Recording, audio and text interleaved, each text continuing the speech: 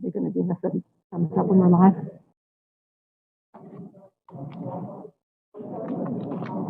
All right.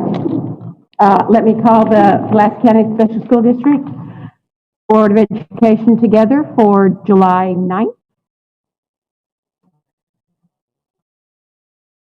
Roll call, please. Ms. Ward. Sure, I'll do it for Alicia Gillen. Delaney. Present. Keller. Also present. Mon. Here. Thomas. Present. Gillen, absent. Brimley. Present. Ward here. Would you please rise for the Pledge of Allegiance? I pledge allegiance to the flag of the United States of America. Republic for which Stand. one nation, God.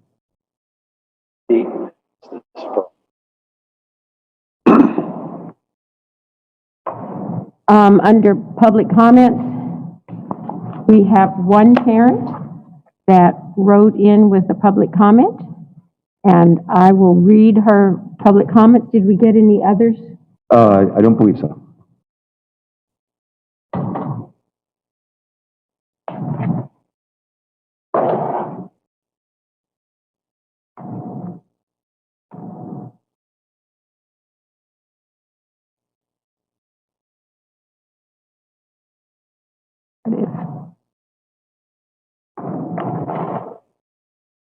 This is from a Mrs. Daisy Reeves.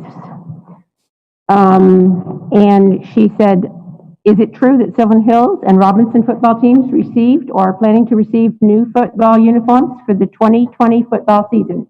Is it true that Mills received new football uniforms for the 2019 season? When will Maumelle High School receive new football uniforms? And is that equitable to when the other high school teams last received new uniforms?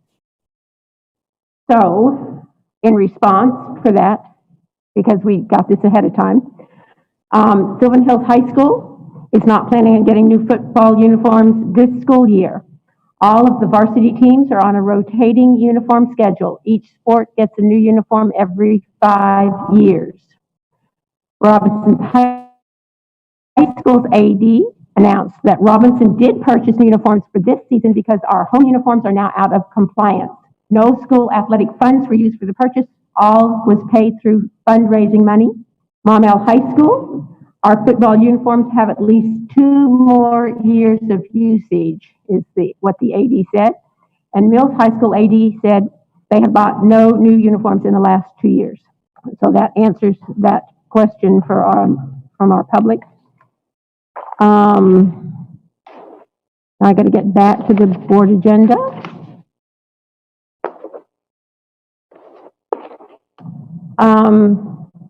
Certified PPC presentation, and I believe we have Brenda Robinson from the Certified PPC.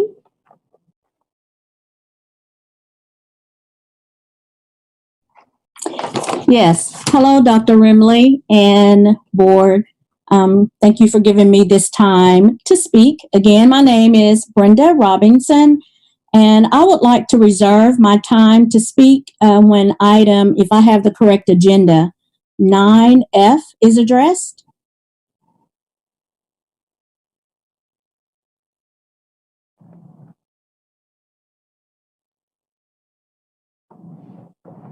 So you want to speak under the resolution for suspension of district policy to align? Yes. Okay. You don't want to tell us what your problem is now? Oh, I can do that now. If you want me to do it now. Okay. Yeah. So what I wanted to say is Getting you on and getting you off and getting everybody else on. I'm sorry. I said I was just thinking since you're already up and on live. Okay. Of course, educators want to safely be back working face-to-face with our students. And of course, educators want a safe, sustainable, and educational valid plan for the next school year. So with that being said, the PPC has not met to discuss any of the waivers, and I know we did, Dr. McNulty did apply for the waivers, which were approved, I want to say about 2 weeks ago with the State Board of Education, but we haven't met to discuss the waivers or the reopening of schools, which Commissioner Johnny Key stated at the Joint Ed Committee that school districts should include the PPC in any discussions when we're talking about reopening. I do know that the chair of the PPC is serving on the committee, roadmap committee that was discussed maybe a week ago. But I just wanted to let you guys know that the PPC we haven't met and discussed any of the reopening or the waivers. Okay. Questions by any of the board members? All right, thank you, Ms. Robinson. Classified PPC, is Mr. Chesterfield on?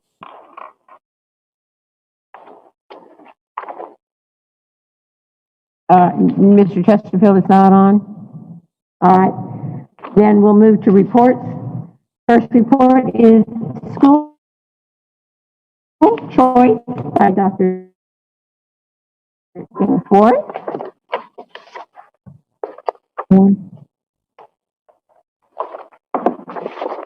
Good evening. I have the pleasure of presenting to you. I hope you've had a chance to look at it. 3 years worth of data for PCSSD involved in school choice. This school year for 2021, as of May 1st, which was the deadline for all families to apply for school choice in the state of Arkansas, we had 191 applications received, and we accepted 177.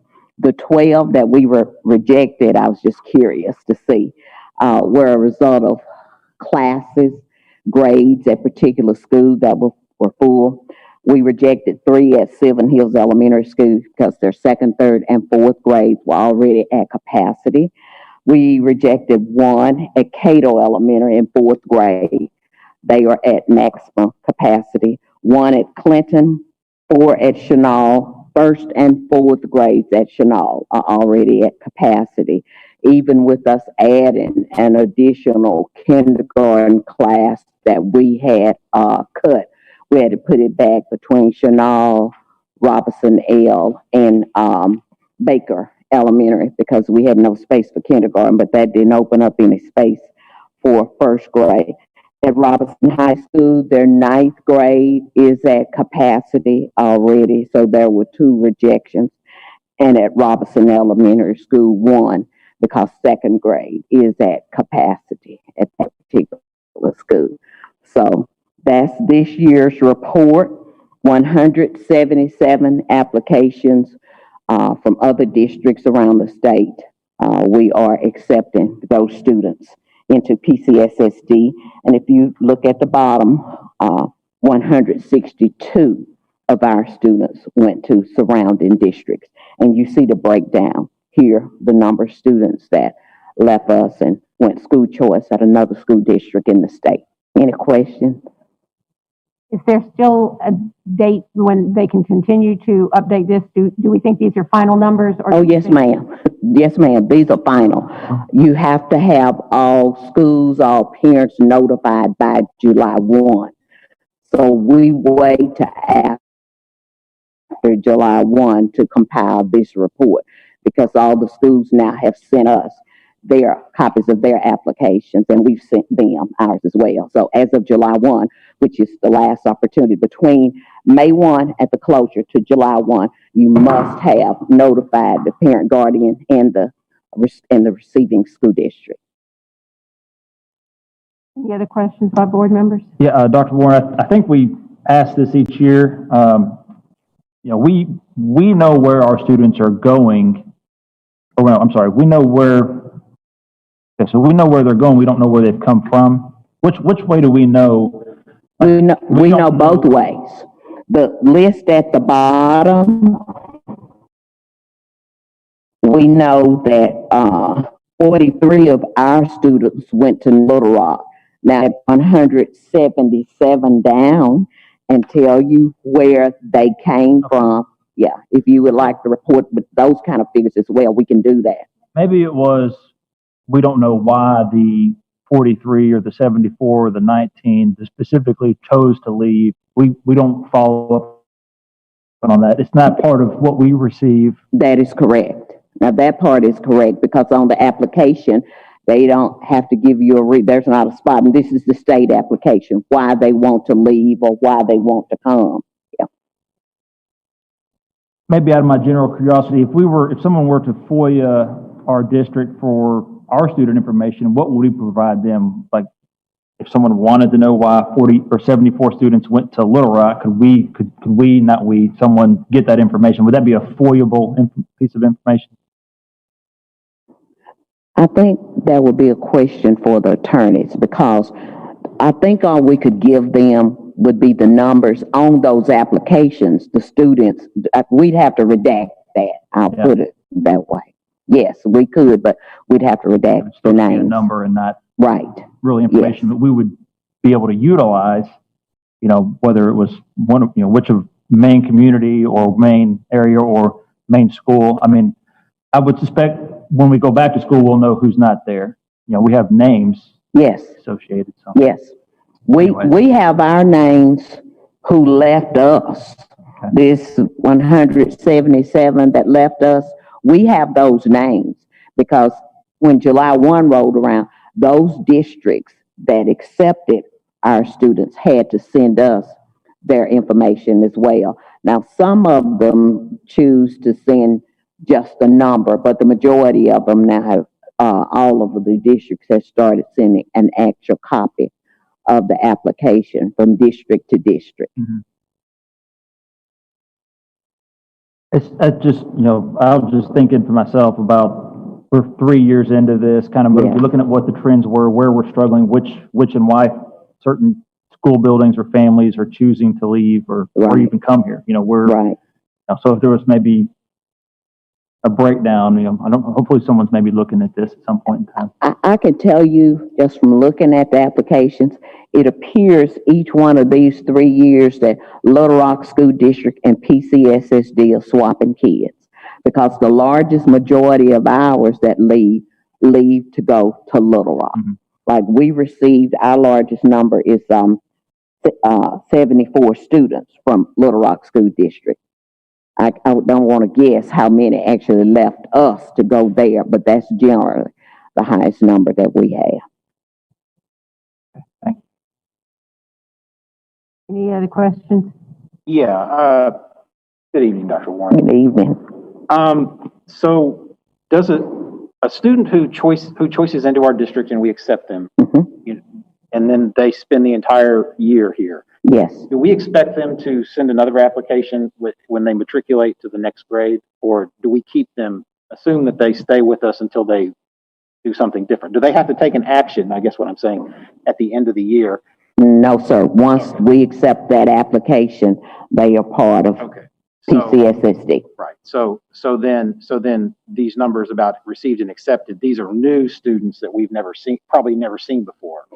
There are a few numbers in here where the students actually came or were already presently attending because they had already moved, but very few of those. Okay. But yes, to answer your question, they're new. These numbers don't include students that were accepted last year. No, sir. No. Okay. This is 2021 strictly. Are we tracking students who choiced in and whether or not they choose to stay? Do we do any of that sort of thing? You know what I mean? Like if we had 197 that showed up last year, and we accept them, that's in that 2019-2020 column. If 197 we accepted, do we keep tabs on how many of them choose to continue on if they could, like if they weren't in the 12th grade? We have not yet, of course, for this coming school year, but the previous year for that, they still remained here. Okay. All right. So, I mean, I guess then I'm asking, your general sense is that when people choose to come and then they've experienced us, they typically stay? Yes, sir. Okay. Right. Yes, they do. I do think it would be helpful, in a report to know which schools they're choosing to go to. We You know what I can. mean, like those, of those 177, just, I know you know, but I'm just saying in Right. terms of the reporting that's coming to the board, I think that would be interesting to us to Okay. understand. I mean, I could probably guess where, a good number would want to try to go to, but still seeing that data Yeah. would probably be helpful. Yeah. We can actually give you the district. We couldn't give you exactly what school in the district. Well, no, I mean, coming to us, like. Yes. Okay. Yes. But I mean, we know, of the 177, who wants to go to Baker and who wants, like, do they represent that to us on the application? No. They don't? No. They Call represent, some of them will write it in, but the only thing that the application requires is what school district, you're wanting to go to. Now, a lot of them will write on the application, I'm looking for Robinson High, or Robinson Middle, right? But in theory, I mean, but you have to do some kind of follow-up with them, right? To figure out where they wanted to go, to know that you can't place them, right? Usually my follow-up is I can't place them because of availability of space. Okay, but then how do you know where they want to go? I don't all the time. They'll give us a grade level usually, and we do have to call sometime and say, hey, we are full in the Maumelle Feed or Maumelle High, and they'll say, do you have space at Robinson High, that kind of thing. But we don't always necessarily know, and sometimes we have to call ask.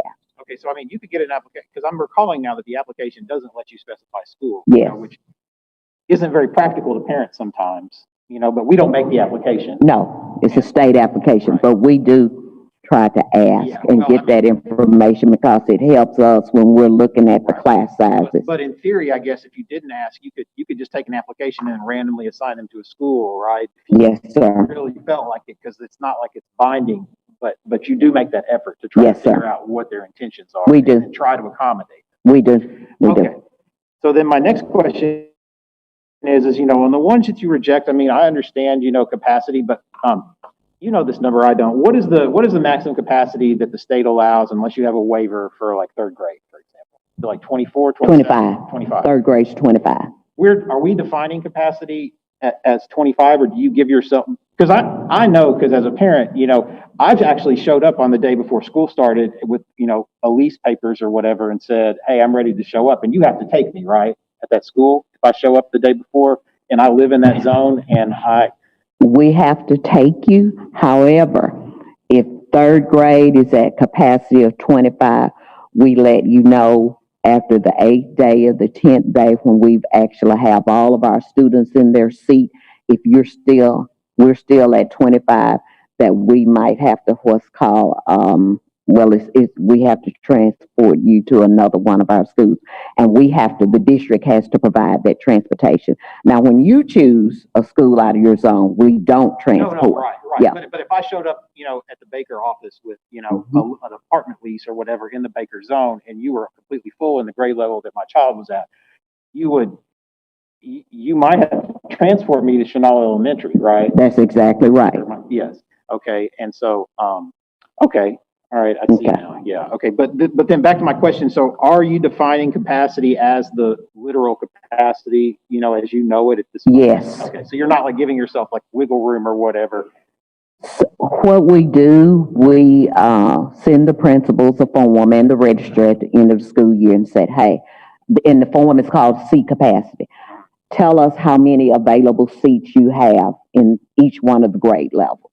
And they complete that, and based on the numbers that they give us, that's how we fill the spot. And so, in your estimation, how often do we end up having to do something like I referenced that example? Transport a kid that goes to Baker to Chenal or something. Not very often, but it has happened. It's occurred. Yes. All right. Yeah. But I do think, knowing, I bet you people on this board would probably like to know, where the students that come to us, where we ended up assigning them at least. But we can. But we do need to understand, right, that they don't always specify, or you don't always know, and sometimes you have to find out, right? So you have to do that extra work a lot of times to But I can send you Dr. McNulty, Well, I was gonna say next week, but since we're in court all next week, but I can get a report that Just- shows, yeah. Just knowing it sometime this year would probably be fine, you know, because I mean, it's, what's done is done, you know, Okay, I mean, right. so knowing it tomorrow isn't that important, okay. But I can provide that for you. And then my last question is, I mean, I know your asterisk says violation of a desegregation obligation, but I counted these up and all 12 seem to be related to. Oh. I'm going to ask what Mhm. the desegregation obligation would be. And what that means is that, and I'll give you an example, Clinton Elementary, because that is the school, Clinton Elementary and Crystal Hill Elementary, that I have to pay close attention to. The courts have said that they want the student population closer to what the district is. So we try to keep, based on DSEG 50-50, but a lot of times, one school might have a population of 60% Caucasian, 40%. So that's the kind of thing, African American, that's the kind of things that we have to watch. That's what that means as But well. nothing this year No, got no. tripped on that. All these were capacity. And legal transfers, are we receiving those forms? Are we turning them away? How are we handling legal transfers? Our district does not participate in legal transfers. When the district 3 years ago decided to participate, and you opt in or out of school choice. And at that time, the district did participate in legal transfers. And when we decided to opt in on school choice, then the board decided that we would just do school choice transfers and not legal transfers. Is that the transfer policy that we approved last year? I mean, how do we, when the board decided that? I mean, It was through policy. It's Yes. through our transfer policies. Yes. so right now, if somebody shows up wanting to come here that doesn't live in the district, you know, with a late choice application, we're not even giving them a legal transfer form. We're just saying, right? We don't participate That's in the show. legal transfers. Yes, sir. Okay, thank you. You're welcome. Anything else? I don't think so, but you get to stay right there and Yes, talk I to do. us about the minority and participation in athletics report. Before Coach Ebbs retired, he submitted this report that is presented to you each year, and it gives you a picture of how we look in athletics across the district and minority participation. If you look, a couple of things I noted on page 2. This is a 33-year comparison, indicates that the percentage of Black participants in PCSSD athletic programs increased from 38% when he started this in 1986 to 75% now in 2020. And all of that data is in the first table in this. For this particular school year, and keep in mind, this is the first time his data does not cover an entire school year because we didn't have spring sports because of COVID this year, so we don't have that. But we did show this particular school year an increase in girls volleyball for African American students across the district. I just wanted to comment that one of the things that we historically always had trouble with was African American females in dance, Yes, and that's really looking good. yes, all of them look good. They've done a good job. They really Done a have. good job. You mean cheer or, Cheer. yeah, because dance is Cheer, we gone, don't do right? dance. I'm sorry. It's all comes. I knew what she was talking Yeah, about. well, Cheer. I just wanted to make sure that wasn't crazy. Okay. Cheer, not dance. All right. Cheer. We have a pretty significant decline in wrestling. In what? In wrestling, Any particular school or just overall you're looking at? overall, I'm looking at. Okay. And golf is kind of an atrocious number. Yeah, and golf was the sport I think we had been working on in the past, doing more recruiting and growing. And I guess this school year, wrestling just didn't pan out. Didn't many want to wrestle. Dr. Warren, so this is Danny Ebbs' last year, right? Yes, sir, he retired. And we're sort of decentralizing on athletic directors, right? Like we're devolving that down to the each, you know, right? Wasn't that part of the whole thing is that we wouldn't have one athletic director, we would have 4? I will answer in my typical political way is, yes, we're decentralizing, and no, we aren't. Okay. I just felt good and But we're strong not going about to have, saying we're that. not going to have one athletic director in the central office. So, no, what we do is they meet weekly as a decision-making body, and actually they've collectively decided that we're going to have the same practices and protocols across our district, and really focus on equity and ensuring that the buildings that have at times perceived not getting the same supports are going to be getting the same supports. And I think a little bit of that response to the public comment was the 4 athletic directors are now meeting weekly to say, okay, we're going to have a 5-year schedule of uniforms, and when do the uniforms, have difficulties? And as you knew, that Robinson did just because of a compliance issue. But then they accessed outside district funds. So I will also say through the COVID-19 and the protocols, they've done an outstanding job of setting up protocols for COVID-19 and our athletes. And, at this point, we've had no internal transmissions. We've had a few athletes who they've contacted COVID-19 issues outside of our practices, but we've had none so far internally. So I guess the reason I was getting there is who's going to make the report next? I knew that's where you were going, and I've thought about the same thing. Actually, all 4 athletic directors every year have compiled their data, and they will send it to Mr. Ebbs at central office. And there's a secretary in learning services who would compile it all in this report. And I've already let her know that she'll continue to compile this report. Because, one of the things, and it's been a complaint, about our reports, but it's also an asset of our reports is they pretty much look the same for like 30 years, in terms of so I just wanted to make sure, we will. when we have that break, that Right. we don't lose Right. that sort of momentum on our reporting. We won't. This is a required report through DSEG, and the one next year will be the same, which is fine arts. So we'll continue it. And then my last question is, it's not necessarily related to this, but we used to, and it may have been before you came, but we used to also get a report from Dr. Shirley on TAG. Does she still produce those reports?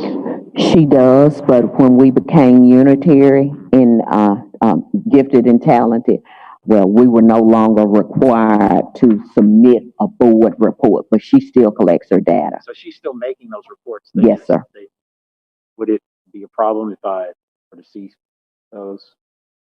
I don't think it'd be a problem at all. I will check with her. Well, Because we keep up with the data. I'll send you an email. Okay, good. Reminder. I'm not requesting, I'm just, since the equity person is here, I thought, and we're talking about reports, I thought I would. That'd be fine. Okay. All right. That's all I have. Any other questions?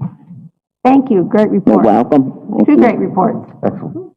Our next one is financial update, and that's Ms. Rowlett, and I believe she is virtual.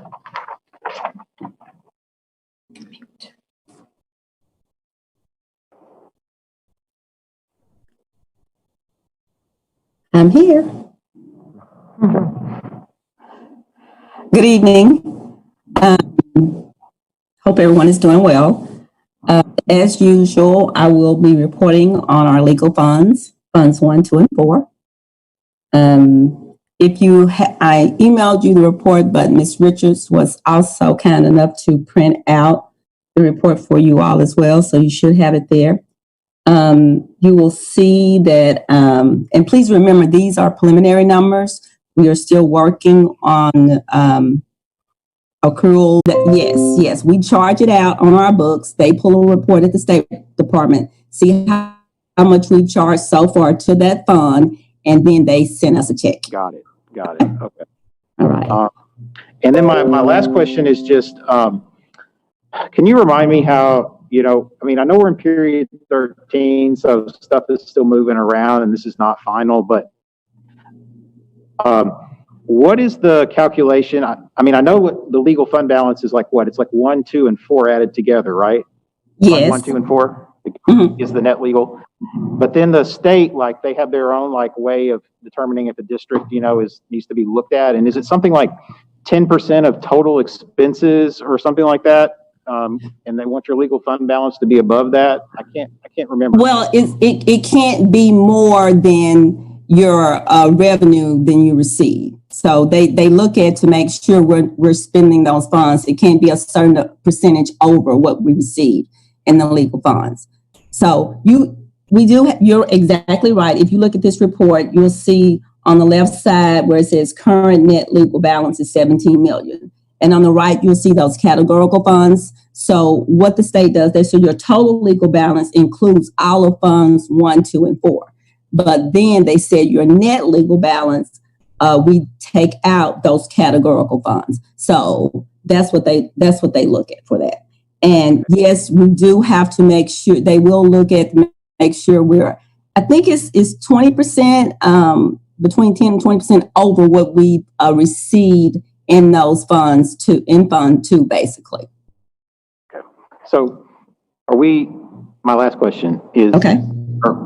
Do we have any, now that we know that we can use some of the CARES funds to cover food services, are we feeling okay about where our legal fund balance is going to be at the end of period 13? The legal fund balance, is really a safeguard for districts in case, something completely unexpected happens. So they believe, it's debatable. When I was at University of Wisconsin, I had a professor who was on the national level, and, he would say, you have some districts around the nation who have almost a 4% because they believe they have to spend all their money. But the general trend is between 10 and 15 is a nice legal fund balance. And it's based on the revenues and what percentage of your fund balance is. And we targeted 16, so it would be 12%. And I feel really comfortable with 12%. I think that districts, I would assume the state would probably get a little nervous. That's what I'm getting at. If we got to 8, 9, districts will operate on 10. I think they also look at trends. Ours was artificial last year because we left, part of that loan into the general fund.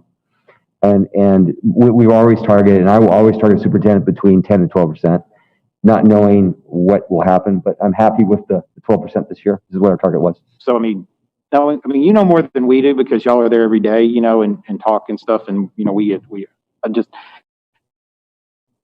you're feeling okay, right? I actually feel really good right now.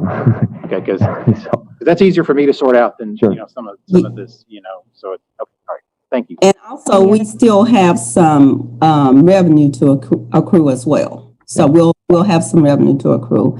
And looking at the trend from last year, we accrued approximately $1 million in revenue. So, any other questions? I have a question. Okay. I have a question, and it really doesn't have to do with this report you put here, but it's in the report. It's in the consent agenda. So I'm going to ask you now, so you are here. We talked before about we thought utilities would be down and things would be down because we haven't been flushing any commodes. Water is high. We've not saved any money on utilities from my perusing the check registries. Is that because they're just charging us what they did last year because they can't get in to read meters, or do you know why we're spending so much money on, for instance, water when there are no kids there? No, and that's something I will look into. In the last board meeting, I did send you all a report showing the trend on the utilities, and I can send that again after the meeting tonight. But no, I'm not sure why it would be higher. I'm sorry.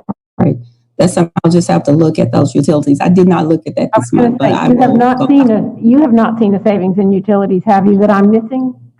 There was some, but there was a little bit. Looking at it last month, there was some. I didn't look at that again this month. But last month, I think on the report that I sent you all, there was some savings. So haven't seen a whole lot, but you're right, it hasn't been much. Thank you.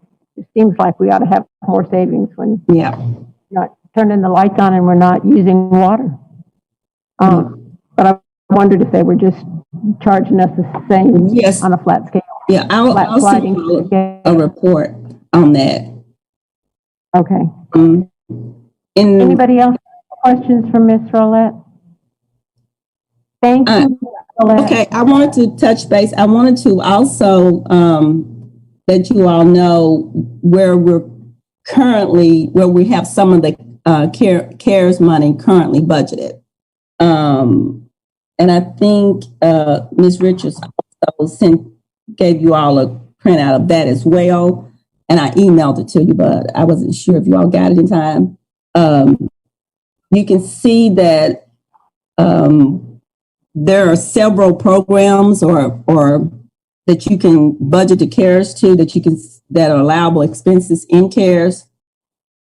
So at the bottom of that report, right now we have 7% budgeted in supplemental education, and that's in the Learning Service Department. We have 40% budgeted in educational technology, and I think Jimmy is going to do a presentation on where some of that is going, and a lot of that is going to be in learning services as well. We are doing 26% in sanitation and PPE, and you can see the breakdown. Most of that is going to to food service, and then some is going to maintenance and operations. So we're spending a lot of it on PPE, and then another 30% on continuity of operations. And that's where they allowed us to move those salaries to food service.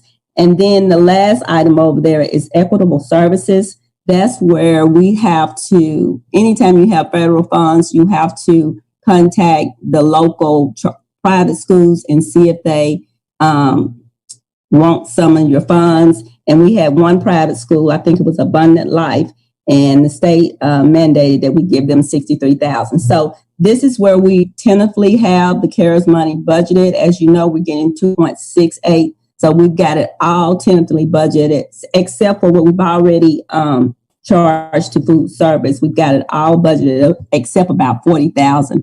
And Ms. Smith called me yesterday, and she has plans for that. So that's where we are on the CARES. Any questions? I don't think so. Thank you for going through that. All right, you're welcome. Next item is marketing report, Ms. Duff.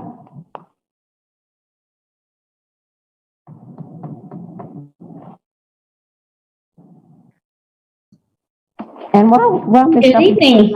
I was going to ask the board, do you think there was a possibility that we could start doing marketing report in the consent agenda? Or do you still want a report? Give Brian a question. Brian, did we do this in the consent agenda, or do you want a report? I'm fine with it in the consent agenda. I'd just like to be able to see it and review it, you know, just like these other reports are there now, you know, being able to see it as an attachment. Right. I'd be okay with it, but I think that Ms. Duff should be physically present at the next meeting so that she can do something grandiose. Okay, so if you would put it in the board book so we can get to see it in the board book instead of that night. Okay. And then we could put it in the agenda, but obviously your presence is still appreciated, so show up if you feel safe. Well, I will do that moving forward. Yes, I'm happy to put it in the consent agenda. That actually saves me a little time as well to have it done in there. But for tonight, I will go through this quickly. I know we are tight on time. June was a little bit slower month than normal just because we didn't have a lot going on. It was kind of, I guess, if we had a typical summer, it would be like a typical summer. Our web sessions and our users dropped month over month. But as you'll see later on, it was that way for pretty much anyone with their web traffic. Little Rock Families, Savvy Kids, a bunch of websites had slower internet or slower web sessions this year or in the month of June. Our app users increased. We doubled Android users and almost doubled in our Apple users, and we've got almost 2,000 downloads of the app to date. Looking at Facebook, as usual, our fan profile and who we're reaching and engaging with continues to stay the same. We're same age group and percentage for men and women on Facebook. We increased in our likes and we're just right under 15,000 page followers. Our two most popular posts that we had in the month of June, the most popular with just almost 15,000 people reached, was our announcement about the community meeting that we held at the beginning of July on the 1st. And the second was Dr. McNulty's blog that he wrote as a letter in response to the murder of George Floyd. So those were our two most popular posts on Facebook in the month of June. Banner ads, as I mentioned, web traffic was down for our other websites. Only 1,800 impressions and 4 clicks on Savvy, and 27,000 impressions and 23 clicks with Little Rock Family. We did one last registration push, as you saw with those banner ads, but also print ads. We did that in the month of June. That ran in Little Rock Family and in Savvy as well.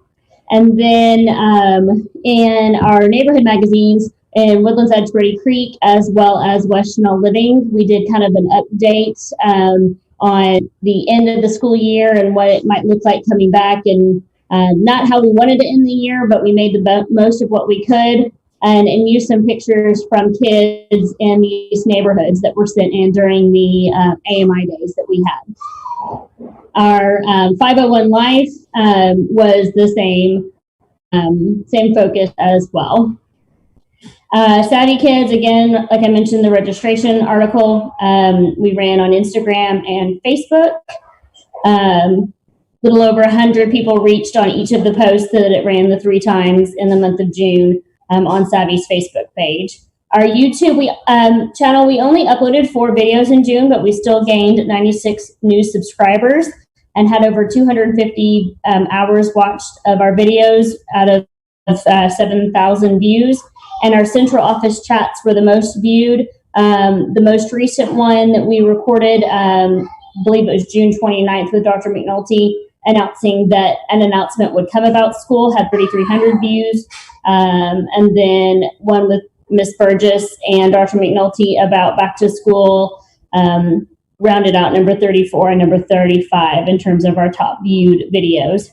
And finally, social media continued to do well across the board with our Facebook, Twitter, and Instagram posts and our followers.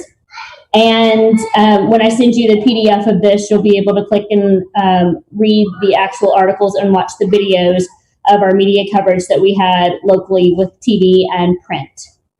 That is it. Probably the quickest marketing report I've given to date. Do you have any questions?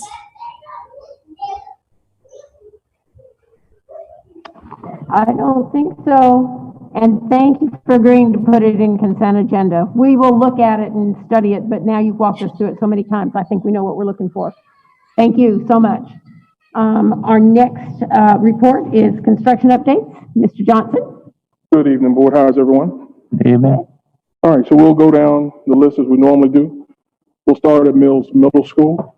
The construction projects on all of our projects are coming along fairly good based on some great weather that we've been having.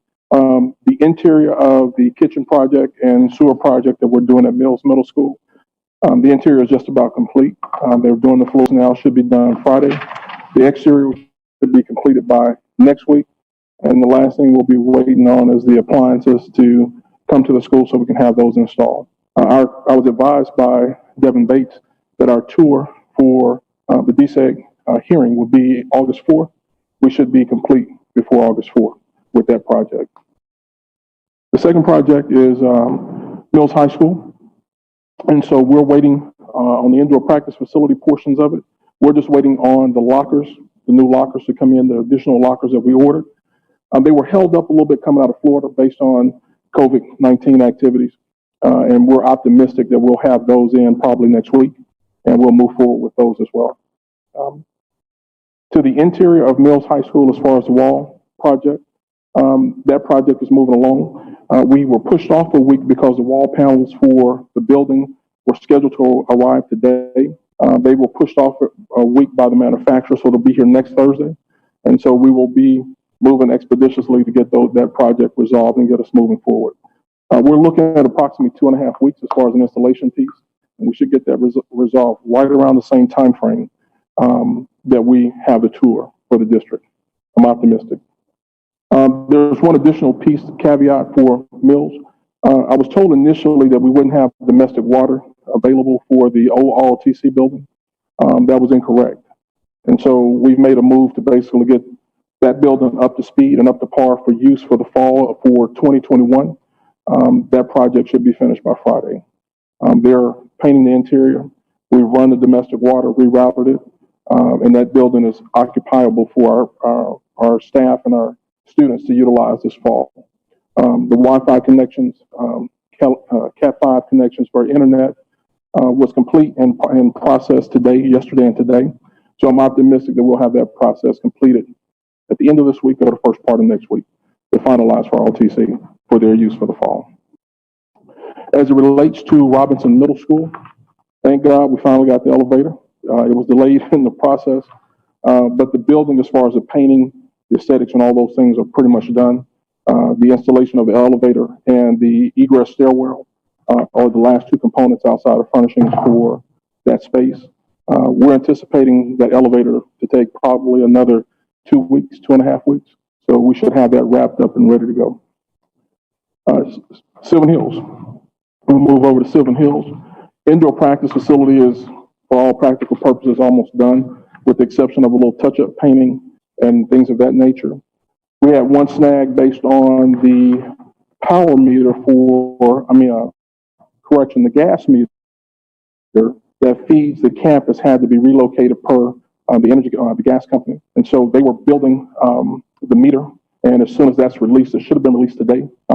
We'll get that installed and get moving forward to getting a CO for that building so we can get Mr. Allen and his team moving within.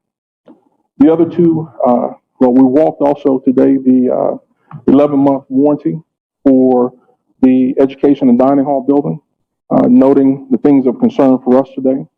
We made haste on that and got finished about 11 o'clock with the architects and the construction firm getting those items noted so we can get those corrected. The last two phases of this project, 3 and 4, are the multipurpose arena and then also the Performing Arts Center.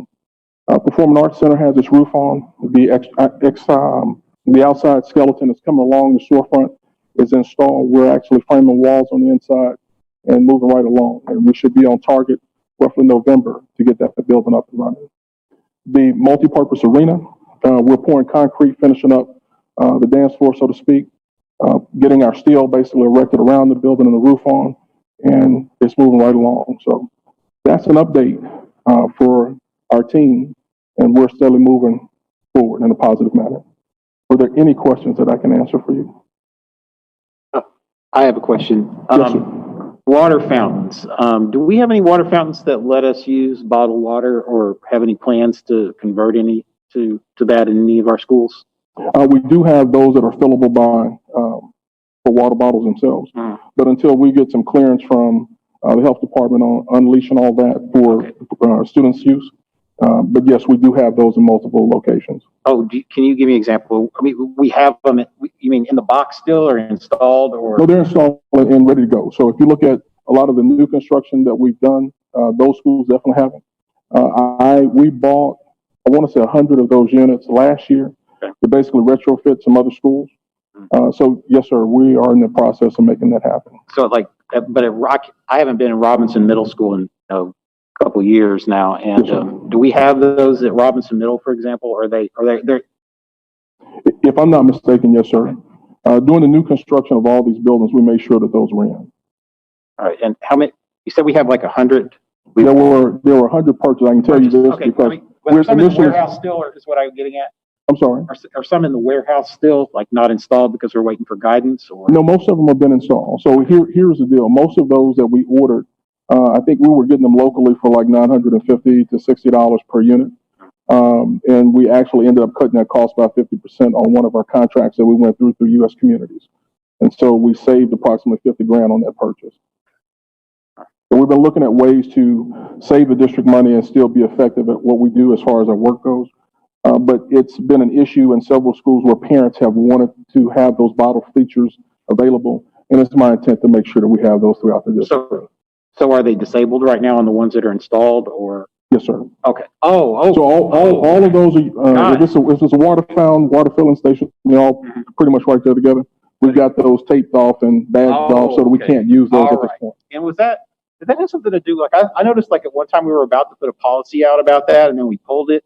Does that, That was is actually, this sort of related to this? it was just actually a way to get more into the district, and we just held it for, I'm not even sure why, but we held it because we wanted some further, I think, what would be our long-term commitments, because it was through the Heart Association coming back.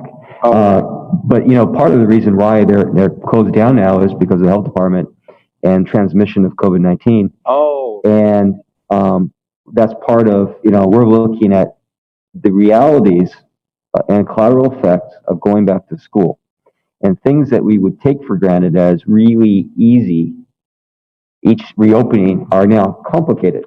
And so as we shift, we know that we're going to, for example, I had a wonderful conversation with Ms. English where we're going to be bringing in bottled water because we know that's going to be part of our commitments to our students and our staff. And would we get permission to open up just part of that fountain so that our staff and students can use their specially designed water containers, which we support greatly. It has been a very interesting and complex conversation over what we used to consider simple.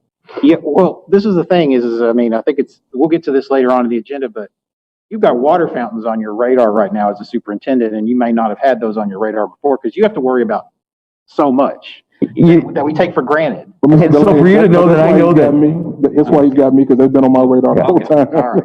And I'm concerned that I also know that each bottle of water costs us 10 cents. So, you know, and then we look around 12,100 students or 200 students, things start adding up in one's mind. And so we are working hard, and we've been working hard since March about the reopening of school. And let me just share with the board real quickly, because you did a great job, is when you look at our reopening, roadmap to reopening, we are yet in the weeds. But this conversation to understand is, I've been there and so has our team been. We're still trying to understand the shifting sands of information that's coming to us from multiple directions. Maybe we can use some of the refund from the water department to purchase that water. It'd be nice. That would be great. Our bills are high. Our bills are high when we haven't been using water. We'll take a look at it through energy management as far as the bills to help Ms. Rolette and her team out to understand what that looks like. Why? I know some of our buildings are based on, as far as the heat and air goes and the electricity goes, are based on occupied versus non-occupied buildings. And some of our buildings still have to run that electricity to keep the humidity levels down, such as an issue we had potentially in Mills with our Maplewood Court, where the humidity levels got too high and it caused a small ripple that we had to go back and mitigate. And so we've been optimistic about that, and we've been mindful of that. So I'll get some information. Well, what I really was looking at was the water bills. Yes, ma'am. Because I thought we didn't use the water. No, ma'am. But I know that if you have levelized billing, if it'll ever catch up with us. Yes, ma'am. Any other questions? Thank you, sir. More than welcome. Oh, wait a minute. Yes, sir. Mr. Moore. I didn't want to stick up my head, Mr. Johnson. Our marquee out at Robinson, not a construction project. How are we looking on? So part of the marquee and the building signing was already approved, and it's kind of in transition based on the director of maintenance and my current position, but all of that was taken care of. I'm just waiting on the signing company to get it taken care of. So we're hopeful by start of school. Oh, absolutely. Okay. I'm pressing right now. Thank you. Yes, sir. All right. Thank you. Thank you very much. Yes, ma'am. No old business and action items, new business. Jimmy Hogg with devices to be purchased with CARES Act and IT millage. Good evening, board. Good evening. We're requesting your approval to purchase devices for our kindergarten and for our special ed students, to include our life skills and our early childhood students. We've had these devices for over 5 years, and they've reached the end of life, and they need to be replaced. They don't support a lot of our software that we're running today and moving forward. So we're on that replacement cycle now. We are looking at using, like you said, technology millage and CARES. We're looking at about roughly $418,000 CARES Act money, and then the remainder would be out of technology millage. You've been provided a breakdown, and it includes devices, bags, cases, charging carts, and some equipment to retrofit some of our existing carts that we can continue to use.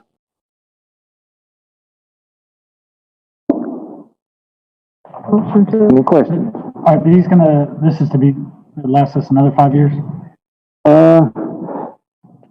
Well, typically we're on a 3-year replacement cycle with our Chromebooks and all.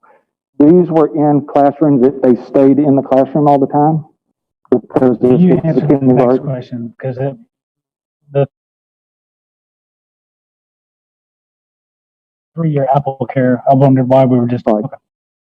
On Ms. Frontlet's handout that she gave us with CARES money, she has IT only getting $346,000, and you've got $418,000. That's just a slight. I'm sure she's got, the other part is the early childhood piece, that's $118,000. Okay. And those students in the early childhood don't currently have devices. This would be new devices for them. When you say early childhood, you mean pre-K, right?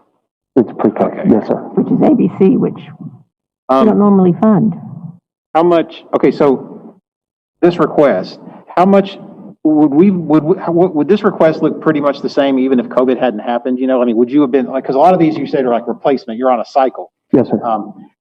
What's different about this because of COVID versus just what you would normally, I guess, have requested just because of the fact that we cycle out devices over time? It really wouldn't have changed other than the early childhood. That would be the only change. We probably wouldn't have got devices for those students. How challenging are you finding it? Are y'all trying to help the kids that don't have the internet at home? I mean, or what? I know that you do. I know you're doing stuff. So I mean, it's sort of like a prompt. I already know the answer, but can you just kind of go in just a tiny bit into what you do to try to help our families, that don't have really good internet at the house that didn't expect to need it? Are you calling like vendors and stuff like Comcast and trying to help them, or working with vendors at all, or is it? Absolutely. We're working with vendors. In fact, on the website, we placed a lot of the offerings, but we've got community meetings. Dr. set up community meetings with Ms. Smith, and we've been meeting with the community, and they're actually offering space and Wi-Fi in their facilities for our students to be able to use their facilities. We also, in the schools, we turned up the radios. We did a lot of things so that it would reach out into the parking lots and stuff to kind of bridge some of those gaps. It's a big struggle, obviously, to try to get everybody access. Just roughly, if we're looking at hotspots, so we try to do something like that. It's very expensive, $40 a month on average. So we're trying to get creative, and with Dr. McNulty's leadership, he's been finding us some community leaders. I'm sure you thought of this, because some of these devices, at least the iPads or whatever, they can have cellular modems in them, but then it creates a whole other can of worms, right? Because then you have to worry about the plans, and then they cost more because of the modems and stuff. But was that ever really, something that, I mean, I know y'all are very thoughtful and think about these things, and I'm not trying to second guess, but I was just curious, We absolutely did. It on average, it's typically another $100, but the breakage, if they break it, all the extra pieces that you have to buy to fix it is very expensive. So we've looked at it both ways. There's not a perfect solution. We think the hotspot, because you're more flexible if we have to do that. Then you can kind of give it to the students that need it. Whereas now every student gets a device. And so when we're talking about hotspots, are we talking about little things, are we giving students the little ones, or are we going out and installing like big ones? The ones that we're putting in the community are bigger ones. It's really a combination. We've got some what's called cradle points, and they're a bigger solution that covers more area. But then we do have some hotspots that we purchased to do that. So we do have a limited selection of stuff for like super challenging situations or whatever, maybe that we could deploy for a student that's just really bad situation? We do. We did a few for summer school, as a matter of fact, to cover some of those, but it is challenging. But it's like a device that we give them that sort of like is like an accessory to their Chromebook that they would have to use. Or... Yes, sir. It's just a device that they connect to and use it wirelessly. So it's just it's not like a plan A type of situation, right? It's really for really hard cases or whatever. Exactly. Okay. All right. And is that something that building level or they're going to have access to, or is it something they have to request from you and then get, or how's that going to work? If you haven't decided, that's we fine. have not decided yet. All right. We have not. Okay. All right. That's it. All right, do I have a motion? So moved. It's been moved by Mr. Thomas and seconded by Ms. Ward. Hearing no further discussion, all those in favor say aye. Aye. Aye. Opposed, say nay. Motion carries. Thank you. Thank you, Mr. Hogg. Edgenuity, Ms. Blackwell. Good. All right, so actually, Edgenuity was purchased by Odysseyware a couple of years ago, or last year. And at the June board meeting, it was on consent agenda for Odysseyware as our renewal. But going back after and purchasing Schoology at the second board meeting in June and talking to the vendor, Edgenuity is more robust and it works better with Schoology. We can have better integration. And so, and also we needed more license. And so in order to make that happen, we got a new quote with Edgenuity instead of Odysseyware. And I just want to be transparent and make sure we present it to you. And the cost is still the same. The difference is that we have site license now for each of the middle and high schools, and our integration and professional development, and also CTE courses for high school. But, so it's somewhat new, but it's something we voted on, but I also wanted to make sure we knew that we were switching. We have not signed the contract for Odysseyware. We're just kind of waiting and making sure we have the right product. Do we have any questions? Okay, so we're replacing Odysseyware with Edgenuity, right? That's correct. And that's going to be for our credit recovery and for our Driven, right? It will be, it's actually going to be several things. We're going to use it for some of our CPE courses for our virtual, as well as Ms. Black has been working with looking at those. We'll be using it for our blended. I mean, a lot of our schools, but yes, our School of Innovation, our Driven program, we use that. Credit recovery, we're using it for summer school right now.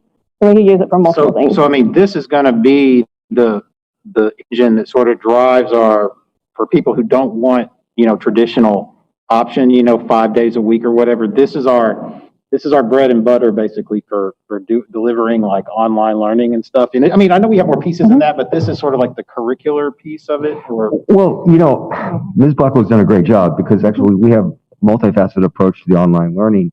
What Ingenuity brings to the table though is Schoology fits so well. And, when you have a learning management system that we purchased or got board approval last time, you want it to be kind of a one-shot, simple solution, and it is. And so that will be a piece of a robust and rigorous offering for virtual students and also students who need credit recovery.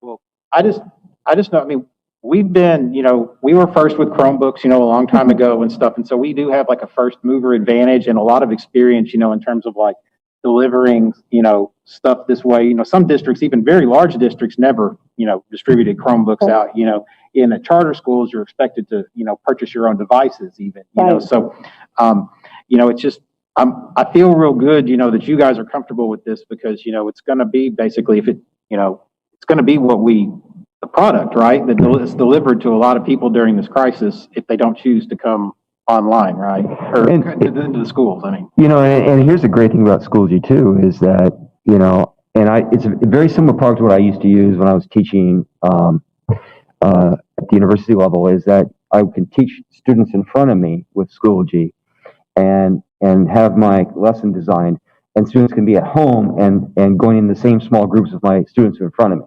And that's a really nice option for parents. They can have what we consider a driven-based approach, which is self-paced. And those are for the young people who, just go at it, and that's why Ingenuity is going to be fantastic. Or they can have the ability to follow along at 8:30 in my Algebra 1 class using our new math curriculum that has a great blended approach to it, and it's rigorous and it's algebra-based. So we have more flexibility than one could ever imagine based upon a really sound foundation of tools for our teachers. So I'm excited, but we wanted to be transparent because I swear Ingenuity have kind of gone back and forth. It's kind of a similar company. Okay.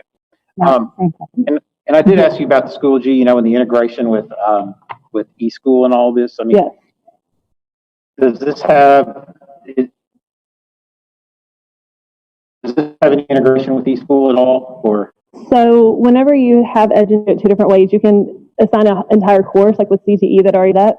But there's also a piece, TCC, that where you can pretty much just pull out the lessons. And that's what our Driven program was looking at for this year. Because, once you assign a course, it's kind of like, here's your course. You don't have a flexibility. So they were going to pull out the lessons and be able to add their own information. And so whenever you pull out the lessons like that, the grades will also go into Schoology, which will eventually go into. Good. That's, I know it's not going to be perfect integration, because it would probably just be the same product at that point. But I just wanted to make sure.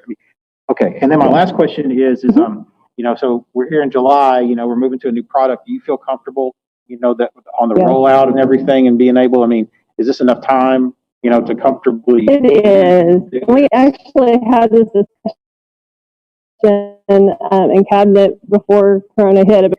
And I feel like we're doing everything. And if we're going to write it, and we want to write with the best curriculum so we don't have to change it next year, let's just do it now. So we're going to be building those courses anyways. And so if we build it with what we know is going to work in the future, then I feel like it's going to be a lot better. Okay. Well, I said it was the last question. I have one other. It's that I know in blended learning, or the Driven program, it used to be that, like, if you wanted to take, for example, like AP courses, you had to go back to the traditional. Is that still going to be the case with this thing? Was it a platform limitation with that caused us to not be able to do AP this way, or? It was a little bit of both.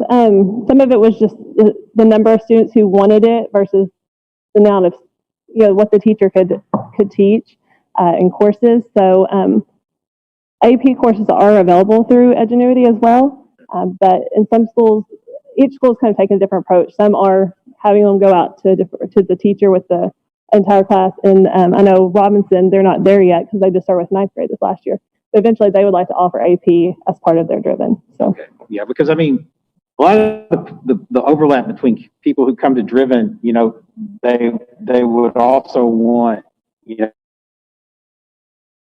take AP courses. It's like, to run an AP course through Edgenuity, right?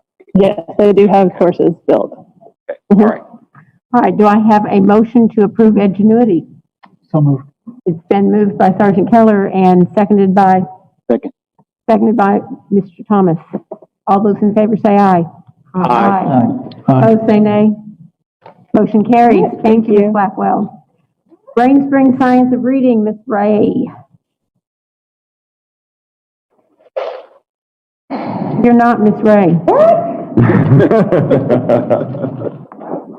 There's Ms. Ray. Miss Ray's here? There she is.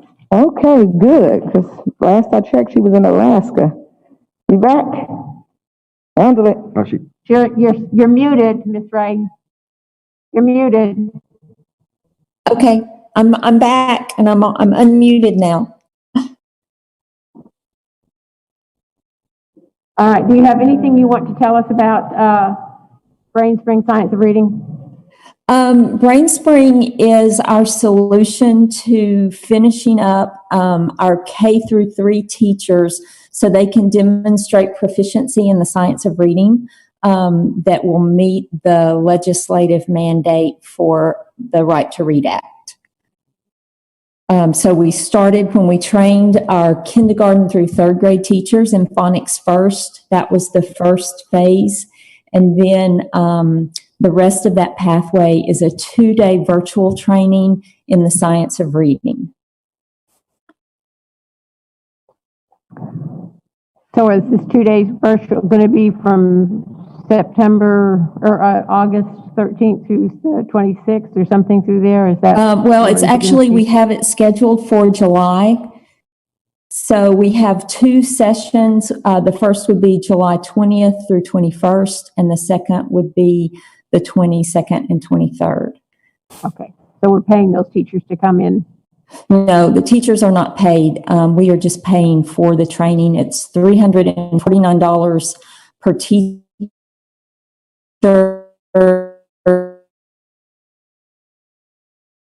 Cost is a book that they're equipped for reading success by David Kilpatrick.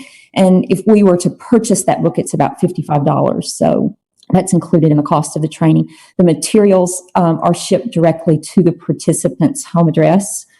So they do not have to go out and pick those up anywhere. I have had talked to people who have done the 2-day training, and they've said it's very interactive, and that they do an excellent job of presenting the material.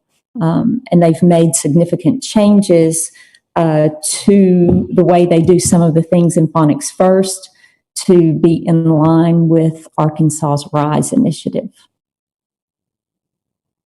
So if you have teachers that can't come to those 2-day trainings, what are you going to do? Well, they will do it from their home virtually, but, and we have had a sign up. So we have 60 teachers that have registered. So that's 2 full sessions. And if we have teachers that still need this training, we will do another session in the summer of 21. Thank you. Are there any other questions? Seeing no other questions, do I have a motion? Motion approved.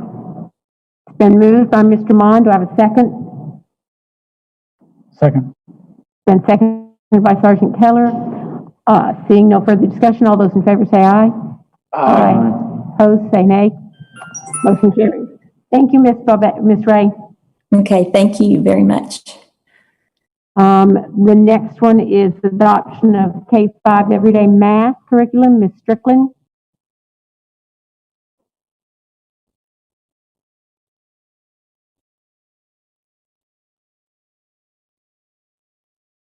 Following. You're muted, Gotta mute. Dr. Strickland. I'm unmuted. Am I unmuted now? You're fine.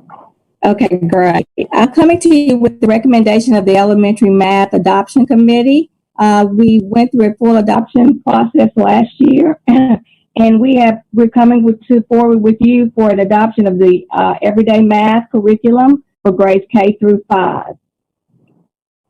We will be using the CARES money for the digital portion of that purchase, and for the manipulatives and the textbooks, we will be using district textbook funds.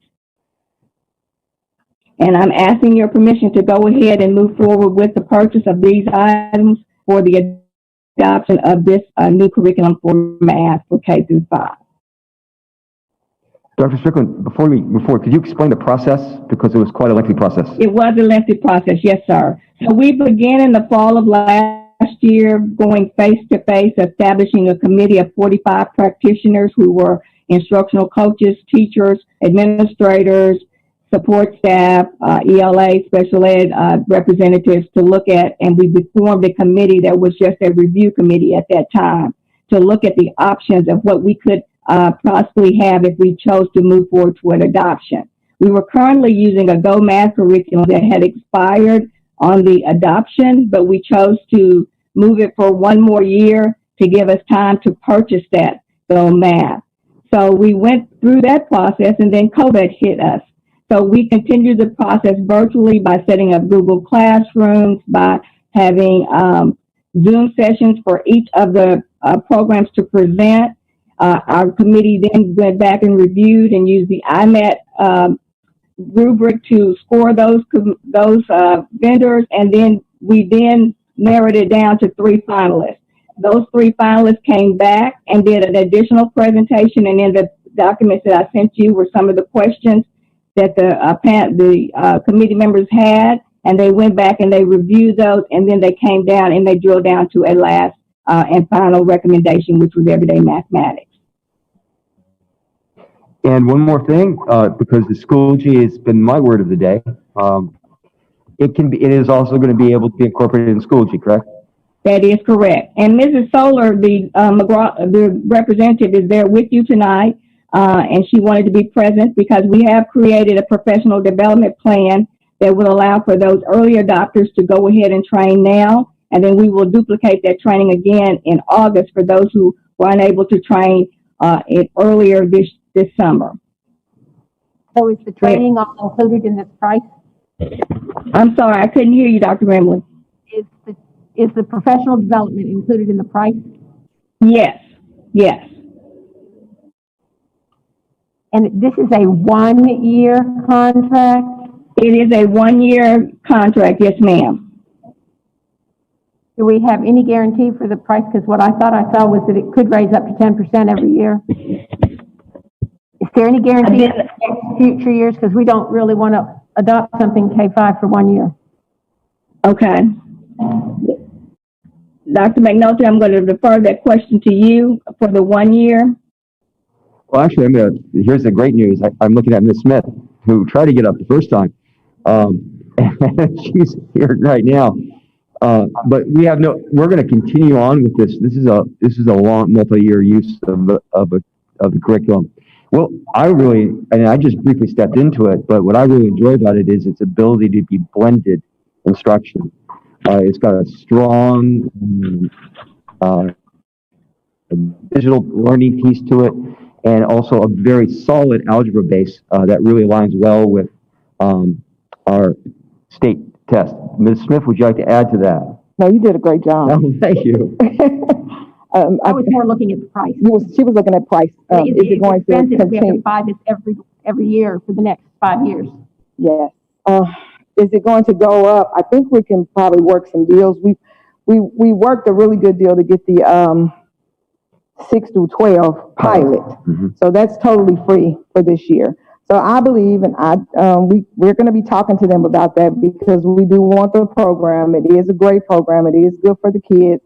It's paced out really well for the teachers.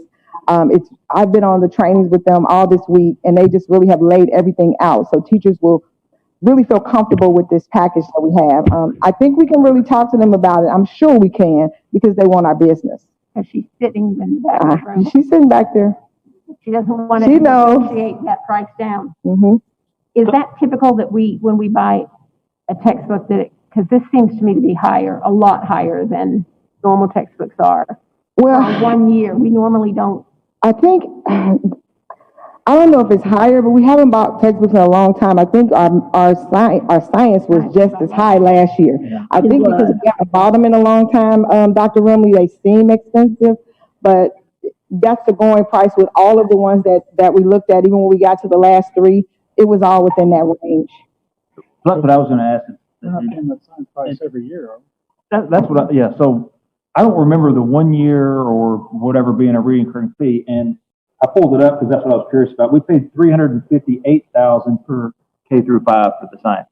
We paid almost $1 million total for all grades. So it's over $200,000 less for the science. Now it's math. It's science. We didn't do. There's digital. I don't know. Yeah, we didn't do K-5 science. We just did 6-12. Well, last year. Yes. This year, 6-8. I understand we did option 2, which the third year is K through 5. For science? Correct. That's my understanding. We're doing math this year. I understand. Okay.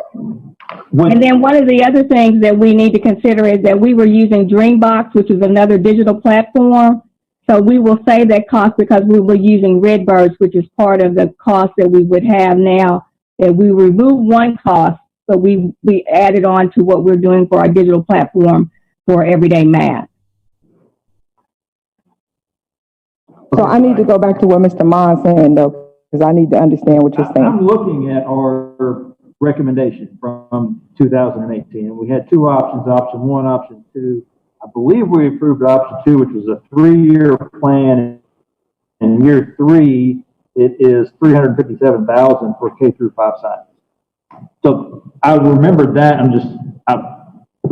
$200,000 difference is a lot. Maybe it includes PD, maybe it includes some other stuff, but it's also got a renewal every year that I don't remember. And this is the only curriculum we've ever done with the science. So that's all I'm basing that off of. It's not that it's wrong. Right. It's just different from what I recall. So when we did the curriculum for science last year was 6-12, right? And so you're saying that we had a proposal on the table for K-5 for this year? No. No, okay. When we approved it 3 years ago, I believe we approved a 3-year purchase plan. I could be wrong. Yeah, I don't. I don't remember that. All I have for science for us is a 6 to 12. We didn't do anything with K to 5 because of the expense. And so all we did was a 6 to 12 last year. And so we did this 1 year because we could use digital and blend it. So when we tried to look at the 3-year and 5-year, we knew it would cost us more money. And so we were just trying to make sure we stay within a budget for this year and using the CARES money for the blended part of it. Okay, so, but to clarify, does the science curriculum for 6 through 12, does it have a yearly renewal fee like this, or was it a one-time? I think it was a one-time. One time. It was a one-time. No, it's not 588 every single year. No. No, it wouldn't be 588 every year. Textbooks, but so I never saw a different number for a digital program. I can make. Well, we split it in half. We split it. You should have had 2 numbers on there. Do you have 2 separate numbers on there? We only got one number. They only have one. Yeah, because it's not 588 every. No, it's not 588. It's I think, No. I'm going to think, so we have our rep here. I think it's No, like it's not 588. 110 next year, 135, So it, 153 next year. Yeah, it's not. No. Well, that's what, So the 588 Yes. every year. No. Oh, I'm sorry. That's why I'm like, let me go back to Mr. Mon because I already know that is not the case. We really tried to be savvy and save as much money as we could It's not though. and use as much CARES money as we could as long as we had it. So no, we were not trying No, to do that at the all. second year is what, 153, and then the third year is less than that? Well, it's 153 Richards after that. Okay. And that's 3 years. roughly the cost that the cost For how many years? falls, however many years. But that provides, so we the 1 year that is for everyday math, as well as the personalized learning. So that's a 1-year subscription. And then the teacher digital subscription. And so that, along with math that are consumed, are a year over year. If you do it 1 year. You do have. So it's, let's round. It's 600,000 a year. It's 600,000 to start and $160,000 a year indefinitely, as long as we're using the program. And that 160,000 gets us the digital, it gets us the consumable workbooks. And we don't need to buy manipulatives again because once you buy them once, we already have so many manipulatives for other math books that we really probably don't need manipulatives. And the other piece is we had Dreambox, which was costing about $100,000 a year, which we don't have to pay because we have Redbird, that's a digital part of this of the math program. So we won't have Dreambox anymore because it comes with Redbird, which is the same thing where the kids will go on, take an assessment, and it will create a learning path. Is it the Dreambox contract up? Yes, it's up. Yes. I just want to make sure we're not getting sued. Yes. For not using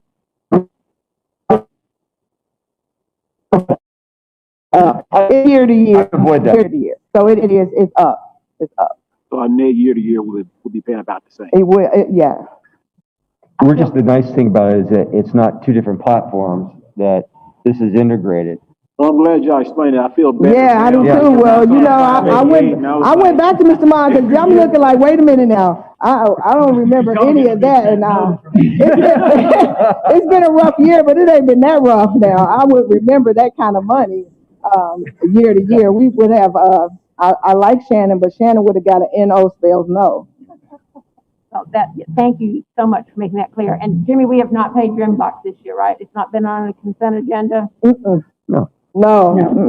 Why is everybody looking? It has not. Yeah. It's not been. All right. Are there any other questions for Ms. Townsend or Ms.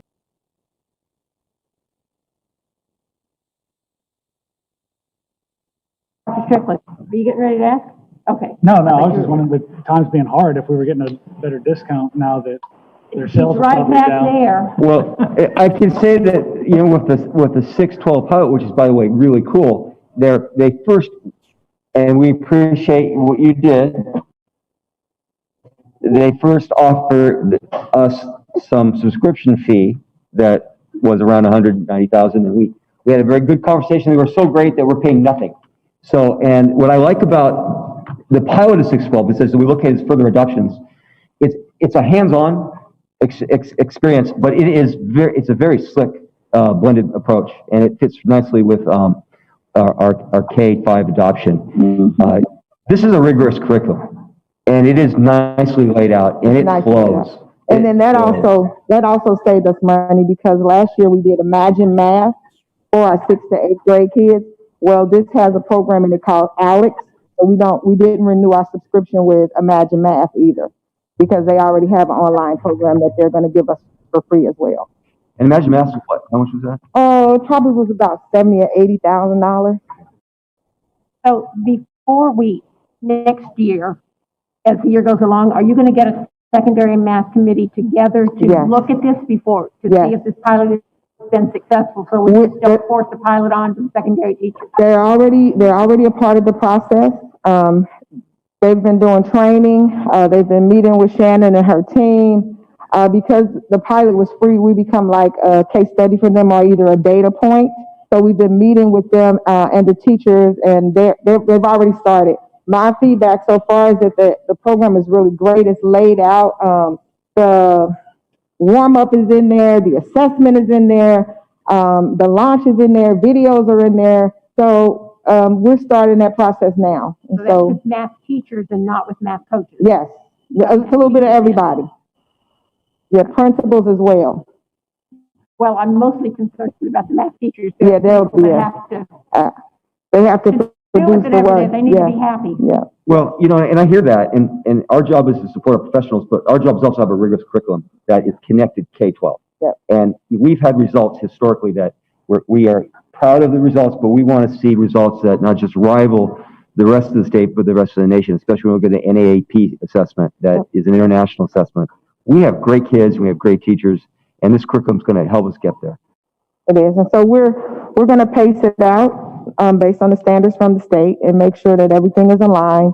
And we're definitely going to make sure the teachers are all trained and get everything they need. And Dr. Remley, I will say that we did get feedback from the elementary teachers, and they are very excited about the potential of the adoption, and that they felt like that they really are excited about the future with this math program. Good. I'm assuming that they voted for this math program. They did. Yes, ma'am. Yes, actually, it was the team made the decision recommendation to the district office. It was not the other way around.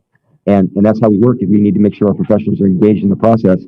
But we also have high expectations for everyone to achieve at a level where students can, and they can achieve at a high level. All right, do I hear a motion to approve this adoption? It's been moved by Sergeant Keller and seconded by? Second. Mr. Thomas. All those in favor say aye. Aye. Those opposed say nay. Motion carries. Thank you, Dr. Strickland, for all your hard work on this. Thank you. Thank you. Next item on the agenda is K-8 Studies Weekly with Lisa Byer. I'm here for Lisa. You're here for Lisa. Yes. So, oh, she's here. Every time I say I'm here for somebody, this word, they pop up on the screen. I'm just saying. Everybody that said it, I'm just going. It's a conspiracy. All right, Ms. Bynum, do you have anything you need to tell us about K-8 Studies Weekly? Well, it's been really exciting this summer for me to have the opportunity to work with a team of teachers and coaches on the social studies curriculum team. And then we've also worked with the science curriculum team to embed some great digital resources in our current curriculum maps. And the recommendation to purchase Studies Weekly as a primary resource for social studies and science K-5 and social studies 6-8 is because we see the advantages of using that digital platform to help our students be really engaged in the social studies and science content. And it fully integrates with Schoology as well. Thank you. Do we have any questions? Then do I hear a motion to approve K-8 Studies Weekly? So move. It's been moved by Mr. Thomas and seconded by Ms. Ward. All those in favor say aye. Aye. Opposed, same sign. Motion carries. Thank you. Next one is resolution for the suspension of the district policy to align with emergency COVID-19. That's Ms. Williams. Dr. Williams. Dr. Williams, yeah. Is she virtual? There you are, Dr. Williams. I think that's a photograph. I don't think that's you grinning. There you are. Good evening. Good evening. How are you all doing? We're great. How are you?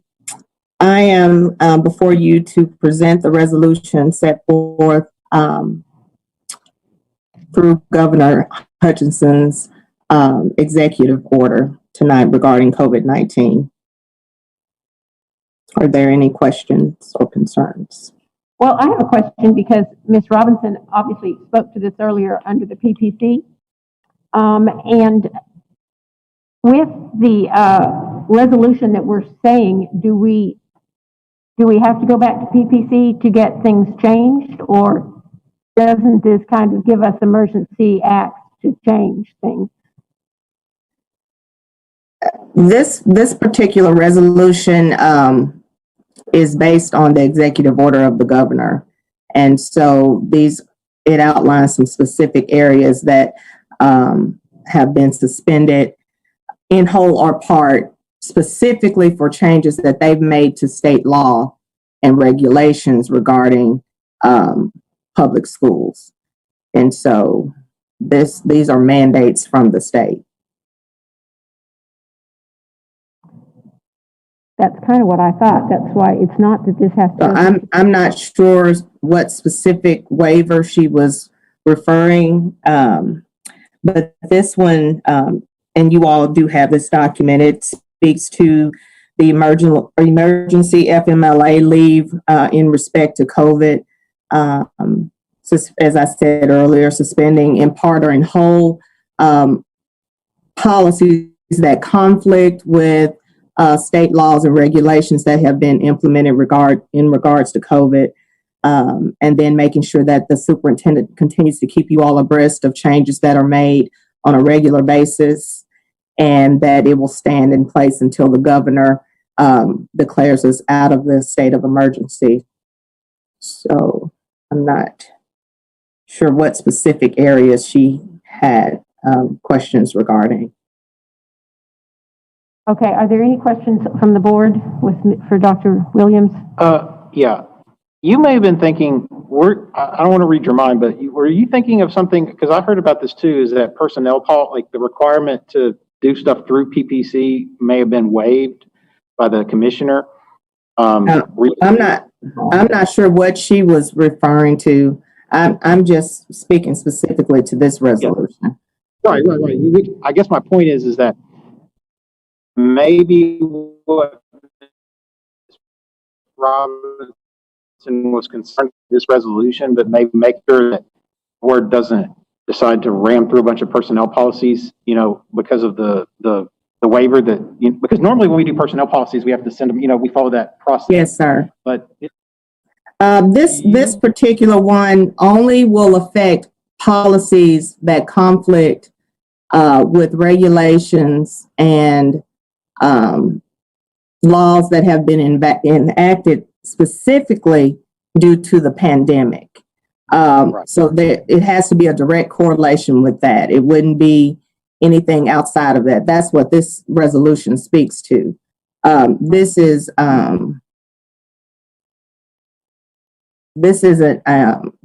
item that I presented to you isn't actually a waiver. It's just a resolution. Now, as she stated, there were waivers that were applied for through the district, but this is somewhat a separate situation. Yeah. Right, like set aside the resolution for a second. I know what we're talking about. I guess what I'm getting at is maybe you understood what I was talking about is there's been something else. Yeah, there's other opportunities for waivers that have been put forward by the ADE. And, I think that the desire for the waivers were just as information comes to us regarding the pandemic and the requirements of schools, that allows us to have some flexibility on the fly. This resolution is really, again, more of a ability for us to respond to the governor's actions, the governor's directives, the ADE's directives that may have conflicted with policy in the past. It's really, we have such a fluid amount of information and activities around us that this allows us to comply with them as they come down the road. Right, Dr. Williams? Yes, sir. And to be quite honest, it's a matter of just putting on the record that we understand that the governor's decrees and laws and regulations supersede our policies in the event that they conflict with those said regulations and laws. It's just making sure that they understand that we understand that their policies and regulations that have been implemented since COVID supersedes our policies until he ends the state of emergency. So it's really more or less a recognition on our part that we understand. That's well said. All right, any other questions? All right, do I have a motion? It's been moved by Ms. Ward and seconded by Seconded. Sergeant Keller that we approve this policy. All those in favor say aye. Aye. Opposed, same sign. Motion carries. That was very possibly the first reading. Do we need to do a second reading on it, Dr. Williams? So, do I have a second motion on the second reading of this policy? Motion. It's been moved by Mr. Thomas and seconded by Ms. Ward that we approve this for the second reading. All those in favor say aye. Aye. Opposed, same sign. Motion carries. Thank you. Thank you. You all have a good evening. You too. Thank you. Mr. Johnson, you get to come back up and talk about a trailer for maintenance. Oh, we're just getting ready to have wonderful, wonderful times. All right. So the request that we have before you this evening is to request the purchase of a heavy equipment trailer. We don't currently have a trailer that is in compliance with DOT as far as being able to transport our heavier equipment. And we've been cited a couple of times, and I'm trying to make sure that we can get beyond that with DOT. And so I'm requesting that we be able to purchase a trailer to move our bulldozers and things around that we need out in the field. That seems pretty fair and simple. Do I have a motion to approve that? So move. It's been moved that we purchase the trailer and seconded. Did I hear you, Ms. Ward? Seconded by Ms. Ward. Is there any discussion? Since I didn't really give you any chance for discussion. All right, seeing none. All those in favor say aye. Aye. Opposed, say nay. Motion carries. Let's move on to the next one, which is a pump. It is a pump station for Robinson feeder pattern, or as far as the high school platform goes. So during the initial construction, the station was not switched over from a septic system or sewer system that we currently have, a sewer plant on site there.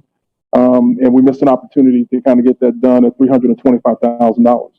After a little bit of fighting with the construction company and moving on to a different company, we were able to get it down from $750,000 to the price that we currently see right now. The physical construction portions of it is approximately $350,000. And there's a $45,000 fee for wastewater for the city of Little Rock, which I'm going to try to get some relief from the city on those portions.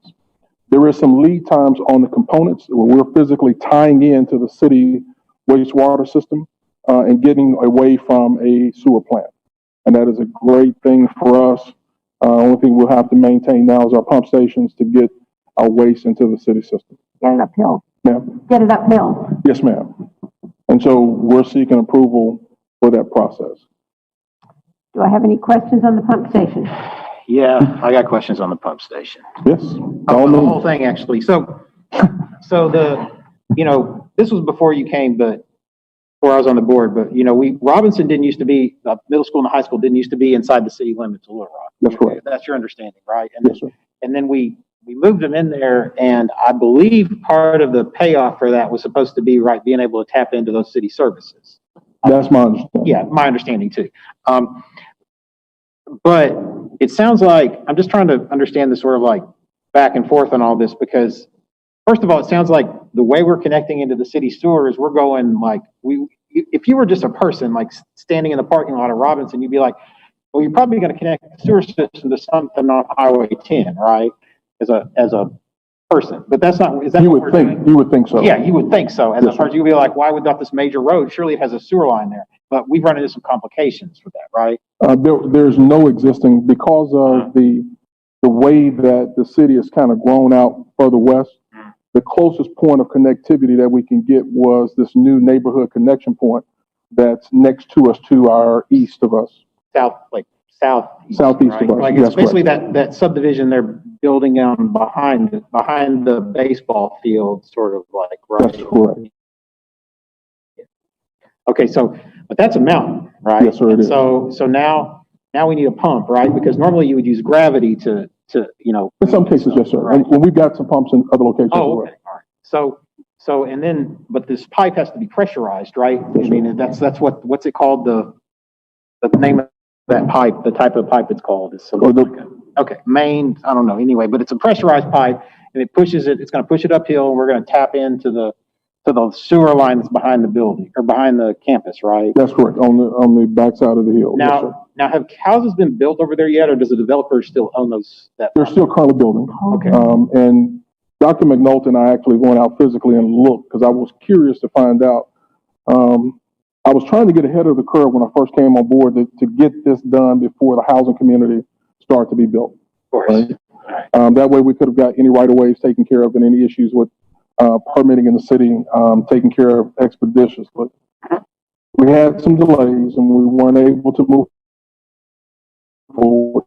And in this process of basically looking, the line that we're going to attempting to put this line through is behind the development line. And so it will still be able uphill and get to our connection points, but it will not infringe upon someone's property. So we wouldn't have to pay for a right of way through somebody's property. Okay, so that was the biggest thing. So the whole right of way, and all that you feel good about that being taken care of, and there won't be any surprises on that? Correct. Yes, sir. Okay. All right. That's it. I was just going to help, since we had talked a little bit before. Did Little Rock offer any assistance, I'm not done anything? yet. Yeah, I'm not done yet. No, that's fine. Not yet. Okay, that's fine. I'm on it. No, you're good. Yes, sir. But you want to go ahead and get started and get it approved right now? Yeah, so we can, because we have some lead time on the pump stations and the equipment that has to be built and manufactured. I'm a little apprehensive with this COVID situation going on, so I'd like to try to get that process approval and get that process moving so that we can start pressing forward. But we'd be real happy if you could save us money. Yes, ma'am.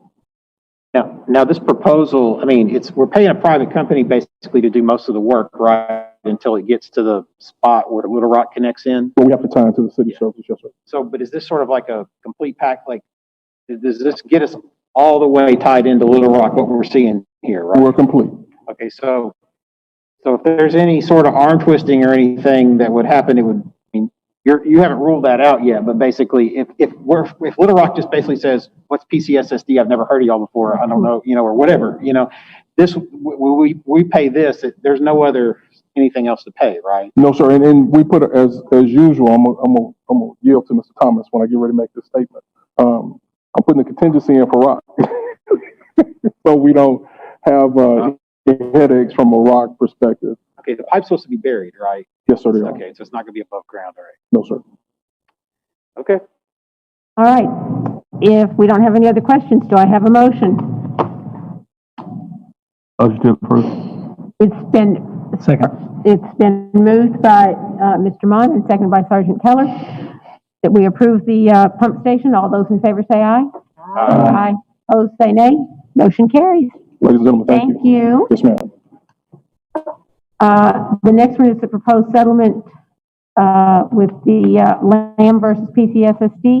No, it's a community Oh, eligibility. community, excuse me, I moved too fast, can't imagine why. Community eligibility provision for K-12, Miss English. I thought that was you back there, but I couldn't tell with the mask on. It's been a while. Good afternoon. So what I bring to y'all, I brought to y'all a couple years ago, and it kind of slipped through the floor cracks. And so I'm here again because after completing our April paperwork, we qualify for 12 locations to do 100% CEP. So what CEP is we go off identified student population, SNAP, homeless, foster, and that gives us the opportunity to feed those locations free breakfast and lunch. So there's no money changing hands at all. There's no free and reduced applications. This allows that school to stay on that program for 5 years without reapplying. After the 5th year, then that school could reapply. Our goal is to increase those numbers after other schools see that these numbers are in these 12 schools, and they'll want to be a part of that. So get parents to fill out those free and reduced applications, turn in their SNAP numbers, that kind of stuff. This also gives parents the option for reduced price internet. So this Xfinity offers a $9.95 package for parents who are on this program. There's no credit checks, and it's 15 megabytes. And then there's another internet company that does 30 megabytes, and it's $10 a month. This also lets students take the ACT for free, and this also allows access to free summer school for all students in these schools. Motion to approve. Second. Y'all want to know the 12 schools? Yes, I do. Okay. This will actually put us a little bit more in the green in the budget, and so it won't cost us anything to do just these 12 schools. So they are Crystal Hill Elementary, Harris Elementary, Clinton Elementary, College Station Elementary, Lawson Elementary, Landmark Elementary, Bates Elementary, Cato Elementary, Oak Grove Elementary, Mills Middle School, Mills High School, and Robinson Middle School. And those are the 12 locations that qualify at a 90% rate. North Little Rock will be doing this school year for their entire district. Jacksonville will be doing this school year for their entire district. And Little Rock has 14 Provision 2 schools that they do. So this would be good for us to get on board and maybe bring some more kids in here. All right, so we had a motion by Sergeant Keller and a second by Ms. Ward. Further discussion? Yes. It costs us nothing, right? Yes. Okay, well, this is actually pretty consequential of a thing, so I have some questions about it because, so first of all, just explore the practical effect of CEP at these schools I mean, right now, let's say, for example, at Robinson Middle, if you're on free and reduced lunch or free lunch, for example, you don't pay anything, but you have to like go through the process and you know that a kid who got free lunch, they've been flagged, when he goes through or she swipes her card or whatever, right? Like there's a cash register. There's a cash register. They slide their card. You track free kids and reduced kids and when they get lunch, right? We track every child. Yeah. And then, but if you're a full pay kid, for example, that full pay kid at Robinson Middle before CEP, you're getting money from those kids. No, not necessarily. We have a My Payment Plus program that parents pay online. So normally there's not. I mean like actual currency. I mean, we're as a district, we're receiving, it's a transaction, right? Yes. It's like $3.25 or whatever. Yes. Crosses the table at some point and then they get food. Yes. When Robinson goes to CEP, the kid who was paying $3.25 starts getting a free lunch. Will not pay anything. Yes. Everybody will just swap cards. Right, but we're not going to be. Guess what I'm saying is that in a situation where you have like a school, let's say 60-40, 60% are free and reduced lunch and 40% are pay. When you go to CEP, you basically get like a lump sum from the federal government. We get $3.31 a tray for every student. For every, free student. Every free student. And these will all be free students. Even though if they were previously full pay. Yes, they will all go free. But see, on your form, you've done the like this thing does the calculation for you, right? And this little box here in red basically means that, like, on breakfast, if the current numbers hold, we would actually lose money on breakfast, but we would make it on lunch, right? Right, because our participation in those middle and high schools are low. And so that is only upping our participation, 20%. And I didn't make it gigantic, so if it doesn't go gigantic, because I wasn't for sure where the COVID-19 was going to land us, that those numbers wouldn't be correct, at least at the minimum. These schools that you picked from, these 12, is it?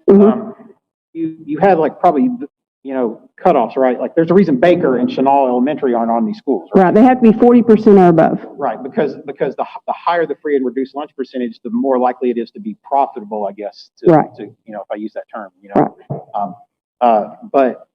But the thing is that, it doesn't relieve you of the obligation to have to, like, get the forms, right, at these schools? No forms. Yeah, but then you switch to something like called direct certification, right? DC list, yes. I mean, that'll be a new thing that you have to do now, right? No, we do that currently. That's where these numbers come from. Okay, so you're doing because direct certification then becomes the way you get paid, though, right? Like now? Right, and so we have a portal, and we pull that portal every day. And what it does is it gives any new kids that went on SNAP that become homeless, or Dr. Bell's made liaison, runaway, any of that, those numbers come to us, and we access that every morning before school starts. Okay, but in Robinson right now, because we're not on CEP, your free and reduced lunch is basically, it depends on the applications you get back, right? Like you want to get as many applications back as possible under the current system. Applications and direct certification. Okay, so it's actually a two. So yes. If you can direct certify a kid, you do that instead of the application. Without an application. If we pull that kid's name out of that portal, we don't need an application. Okay. But in these schools, then once we go to CEP, applications go away, and basically you're really dependent on doing your direct certification, right, to get to keep those numbers up. So my question then is that since you're already doing direct certification, you feel comfortable? Do you like direct certification better than the applications even? Yes. Okay, so it's a win for you because you can move to direct certification, but we still have obligations. Like, you still have to do some work, right? Because you can't let your numbers fall because. Right. Okay. It's actually double the work because now I have to separate those two, and the applications have to be one part in paperwork, and then the CEP has to be one part in paperwork. But we pull those CEP numbers every day regardless. The ideal is to keep those CEP numbers up, the ISP numbers up.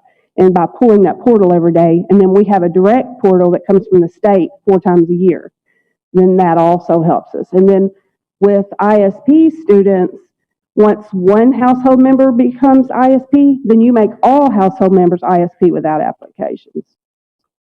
So the other thing that I was thinking about is because, the practical effect of this is that the kids who right now who are paying either through, either with money or with the, the electronic way, right. they're gonna start getting stuff for free. They are. Which means you could end up with a surge, right? And these middle and high schools, we have 7 choices to give them. They could choose, and it's also going to knock out the charges because, like Maumelle High, their charges this year were $13,000 by themselves. That's true because you do. I've always heard about that. Right. And donations and stuff, and it does take that off the plate also. And you can't turn them away if they charge or not. It's that new act that come through. So why did you glare at me when you said that? I don't know. So it's once you apply for CEP and get it, you're on it for 5 years. You're on it for 4 years, and then you have a year extension to reapply. Okay, so if for some reason we were in year 1 and we were like, oh God, this isn't working out right, are you stuck with it for 4 years? So you can get off that train if you absolutely had to, if something didn't work out. Yes, you can. At the end of the school year, you can. Okay. And the deadline. Okay, so last time you said you came up here because you came up here before and talked about breakfast in the classroom, and then you talked about the possibility of applying for CEP. but it didn't happen. So I Right. guess what I'm asking here is that when would this actually go? So the practical effect of this is if Robinson Middle, for example, goes to CEP, we're not looking at going to CEP for this starting school year? Or- We are, yes. Okay, so in theory, if this all goes through and is there an approval process? Is it possible we'll be denied? So the approval process is you guys, and then once we get that, there's a piece of paper that Dr. McNulty would need to sign, and I would send that in, and then the state, it normally takes a week or two, so that's why I'm here in July, so I can get that. You can't serve a meal until they've approved it, but normally it don't take too long. I've done all the necessary paperwork except for the signature. And I'm not giving you a hard time about No, how no, it no, works, I know. and I'm just trying as a practical thing to understand is that we could be looking at a situation, where some of these schools, they stop having to pay for lunch. Full Yeah. pay. Hope we are. Yes. Full pay. We hope we are looking at that. Or reduced, yes. That's what we want. I mean, I just want to make sure because, people are listening or whatever, they understand, if everything goes right, starting for the school year, that if you come to school, do a traditional option, you would get your lunch for free. And there will definitely be reach out to parents from the student nutrition department of these schools to let them know what's going on. And if you just tuned in, it's only those 12 schools that were previously mentioned. Correct. Crystal Hill, Clinton, Harris, Landmark, Lawson, Oak Grove, Mills, Cato, College Station, Robinson Middle, and Bates Elementary. But so if we start getting more kids that come and get lunch trays that they weren't before, we get more money, right? Yes. Even under this system. So essentially, it could create like a snowball effect. It could. And your estimates could be low because if kids start taking the tray because they're free. I tried to make them low, just. Right, so we won't be disappointed. Right. And then okay, so say you have a full paid student that comes in and they charge. Well, that's money you're not receiving. So then the federal government gives us a quarter for every one of those meals. But with the free, they come in and they get a tray. The federal government gives us $3.31, and we don't accrue those charges. And so it does nothing but bring in revenue. Well, it sounds like you're excited about it. I am. I've been excited. Right. So, okay. yeah. But I mean, now as a practical matter, can you ever see us as a district doing this district wide? Because I mean, we have some like really affluent schools, right? Like Baker and Chenal, for example. Do you think they could ever really sustain a CEP program? No. Okay. So district wide. I think there are other schools that are right there, but there are schools that are But right. originally, we were going to do it for like 21,000 or something. We a were year. gonna We were do going to do all schools. All elementary is what we were going to do. And, that would cost us money. And I have that too, but. Right, because I remember you saying that before. Yes. Is this because there are certain schools where it might not make economic sense. Right. Because so many of them pay right now. Right. Okay. Okay, so do I hear a motion? Motion. It's been moved by Ms. Ward. Yeah, we would already, we had already. You forgot it's been so long. Oh, you're right, we've already done it. It's been moved and seconded. All those in favor say aye. Aye. Oh, same sign. Motion carries. Thank you. Congratulations. We're Appreciate happy it. and excited about it too. Me too. Good job. Thank y'all very Now- much. Now we'll move on to proposed settlement agreement with Lamb versus PCSSD. Dr. McNulty. And I think Mr. Jay Beck is here. I don't think Cody is, but Mr. Beckett is here, and he'll do Oh, a we're great glad job. Cody's not here. We only want to pay one lawyer. He is a good person, though. Let's make sure that we'll We'll clarify that. pay you. He is Cody allowed to good. talk to us? Does the board have any questions about this proposed settlement? Yes. Okay. Mr. Delaney, we're not going to say we're surprised. Okay. I like you said yes with the same apprehension that we were. It looks good. You're representing, right, that the legal fees to the plaintiffs' counsel are the actual plaintiffs, the class plaintiffs, they're going to get all this money, right? That is correct. Is there another piece to this that, the insurance, is there any litigation insurance or whatever that kicks in on this for attorney's fees, or is this just?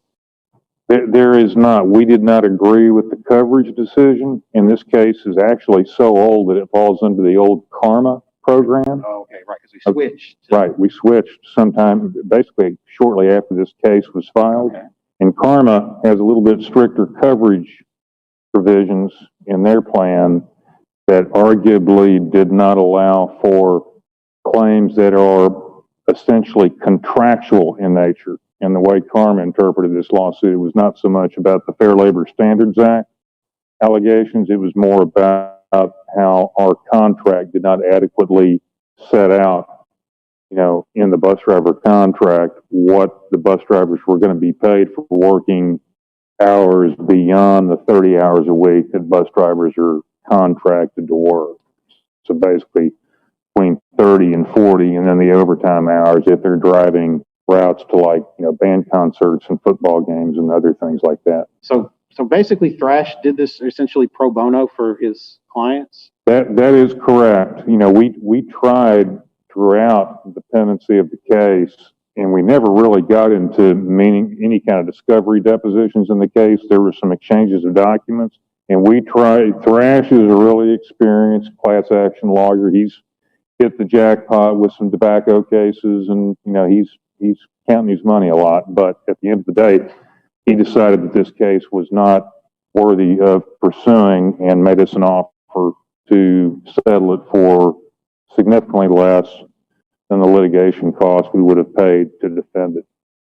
Okay, but you feel it was defensible? Yes.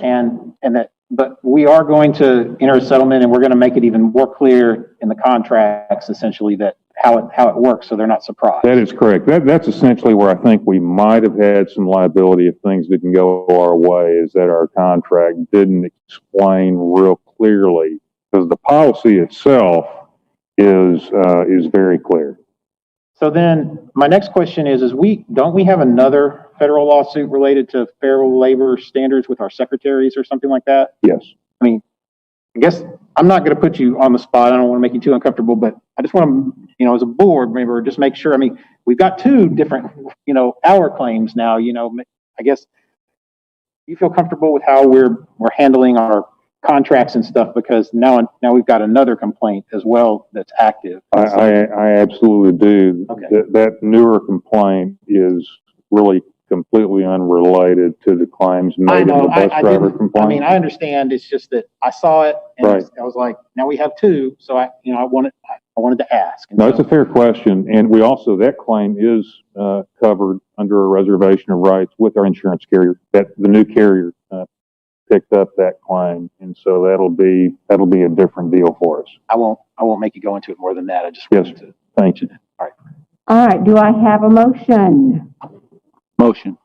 It's been moved by Mr. Thomas and seconded by Ms. Ward that we approve the proposed settlement with Lamb versus PCSSD. All those in favor say aye. Aye. Aye. Opposed, same sign. Motion carries. Stipend for Deputy Superintendent for Learning Services, Ms. Burgess. Good evening. Good evening. Do you have any questions about the stipend that's being proposed for the deputy superintendent for the 2021 school year? Did the deputy get the raise when we gave the raise to all the teachers? That raise did apply to everybody, didn't it, except for the superintendent? Except for me. Yes, ma'am, that's correct. The 1.15. This is to compensate for the evaluations. As you know, in the past, Dr. McNulty has supervised the high school principals. Starting this year, Ms. Smith will have all the principals, all of learning services, anything that deals with curriculum, the coordinators, and she's going to evaluate all of those persons as well. And it's nothing against Ms. Smith, because she's wonderful, but this just seems like a hard time to add extra money when we're not. I know when we all gave the raise earlier this year, January, we were all hoping we would be able to give another raise. I mean, I think that was in everybody's mind that we would give another raise to the staff this coming school year. And now with so many things up in the air, we don't know how many kids are going to come, and we don't know what COVID's going to cost us, and so many other pieces along. I have a problem with it. If I can speak up for a second, because I want to clarify that, because we actually came into this last round of allocations, I was thinking we were going to get a director of learning services. All right. And that was going to compensate for the evaluation of elementary or / secondary, depending on how we worked on it. So we decided not to put that forward because of just what you said. You know, I understand it's tight, but at the same time, we've acted, since I've been here, is when you've been doing the work, we've been attempting to compensate. We did that with technology. This is right on par. If we can bring in the director of learning services, then we would remove the stipend. So I think for me, it's one of those situations where we're asking someone now to go above and beyond what they have been in the past. And then my first year, I did middle school and secondary and high school. And this year I did 5 high school, plus my obligations to cabinet. So, you know, I'm putting forward that, you know, here we are, and I've needed to do this because we're going to be, you know, my role's changed a bit as we've moved into a pandemic, as we've moved into attempting to get Ford NGL on speed, as we're looking for more coherence regarding our equity initiative and making sure that especially our students who've been underserved get the best curriculum and social emotional expectations possible.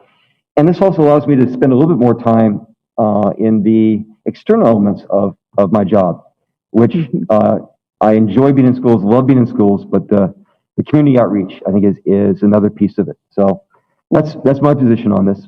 So you brought something up. So I have to agree. So when I first saw this, I was wondering if it had anything to do with the whole COVID thing. I was wondering if that was a piece of it. So it does bother as well, because I know a lot of people in the district are doing a lot of extra stuff now as related to COVID, and I just don't want to set us up to have a lot of people coming to us saying, "Well, I'm doing a lot of extra stuff too. Where, you know, when can I get compensated for it?" So I do have a little pause because of that whole aspect. I was wondering if that had, like I said, had anything to do with it. Well, excuse me, from a human resource aspect, I wish I could get compensated when they give me extra duties, but UMS don't do that. However, I see what Dr. McNulty is saying, because I didn't understand on the technology side.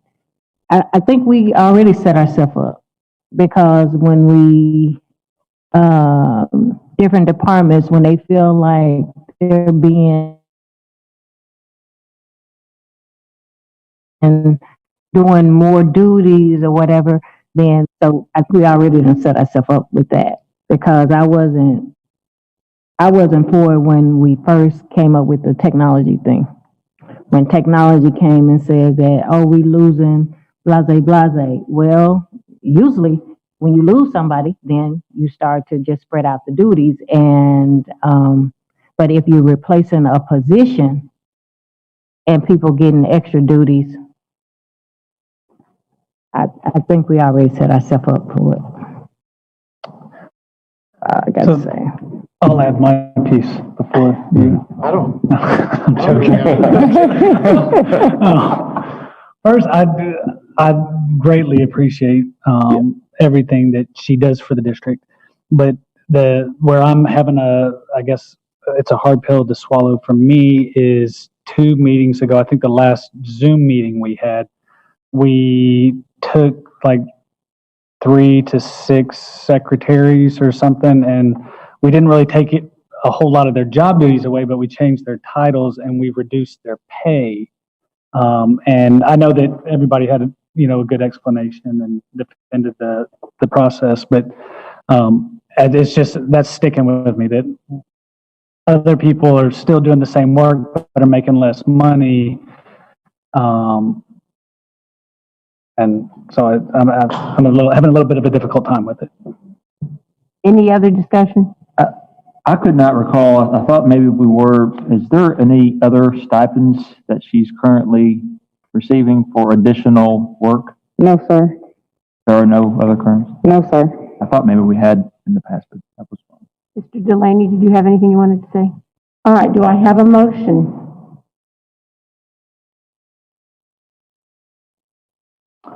Failing to hear a motion, the subject dies. Thank you. Roadmap for reopening. Ms. Smith, we love you. And Mr. Johnson. You know, think And let me start actually with the roadmap. So this is actually put together by 3 or 4 different processes. One is we met with our principals, and we met multiple times with our assistant principals. We also had a community task force meeting that happened last week. We have worked with information from the state, and most importantly, we utilize a survey twice. We've had 2 surveys. One that gave us kind of a broad understanding of what our families were concerned about and what they thought they needed from an educational point of view. And then we had a very specific survey that really gave us feedback on, okay, what would the instructional process look like? So what you have in front of us is our opening of the school year. Now, there's been some changes. The government came on board. Governor came on board today, and it pushed back the start of the school year. So you will see a quick change in the language from the first day of school. And I think that gives us some flexibility.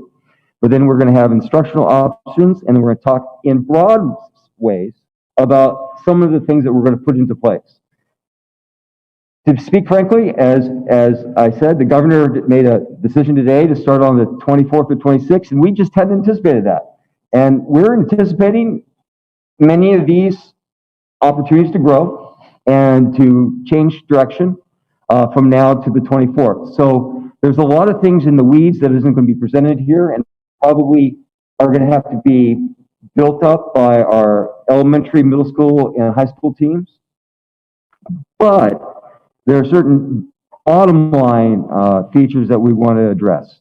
And so Ms. Smith's going to talk about the instructional options for families, and we'll have a date set coming soon when our families can choose. Then we'll talk about face coverings and where the district's at. And Mr. Johnson's going to help us a little bit on some of the arrival times and some frameworks there. But let me tell you, there's more to come. This is the beginning. And also, we have worked on this since March 12th, and we'll continue to change and respond. All right, so as Dr. Manotti said, we've been working very hard and diligently on this plan, and things have changed along the way. So after we did the survey with our parents and we worked with them to see what they needed, we realized that we needed a few options. So we have virtual, and those would be the parents that wanted total online. And when we did the last survey, we had over 2,000 parents that wanted that. We have a blended, which would be 2 A days, 2 B days, and 1 day of virtual. And we have a traditional day of 5 days, and we had about 3,000 parents that wanted that.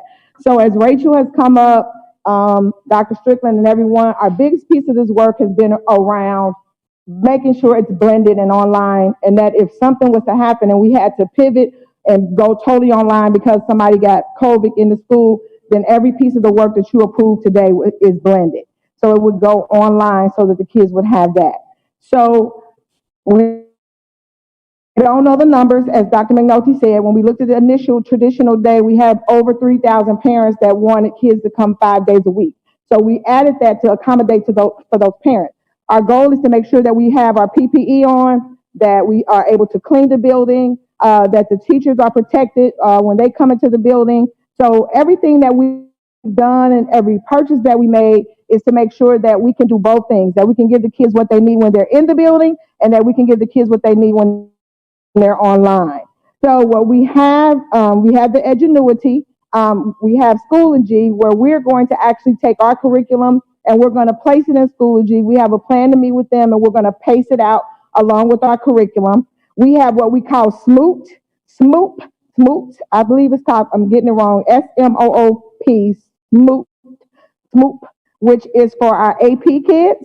And it was below what had to come to the board, so that's why you don't have that. You didn't have to have it. I'm just telling you about it.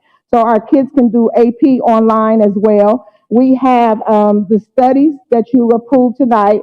That is for our science and social studies, and that will be paced out as well. Now we have the new math curriculum, K-5, and we have the blended part of that and the traditional, and we have the pilot for math. We also have our 6 to 12 science that we purchased the year before that also has a blended piece that we'll be using.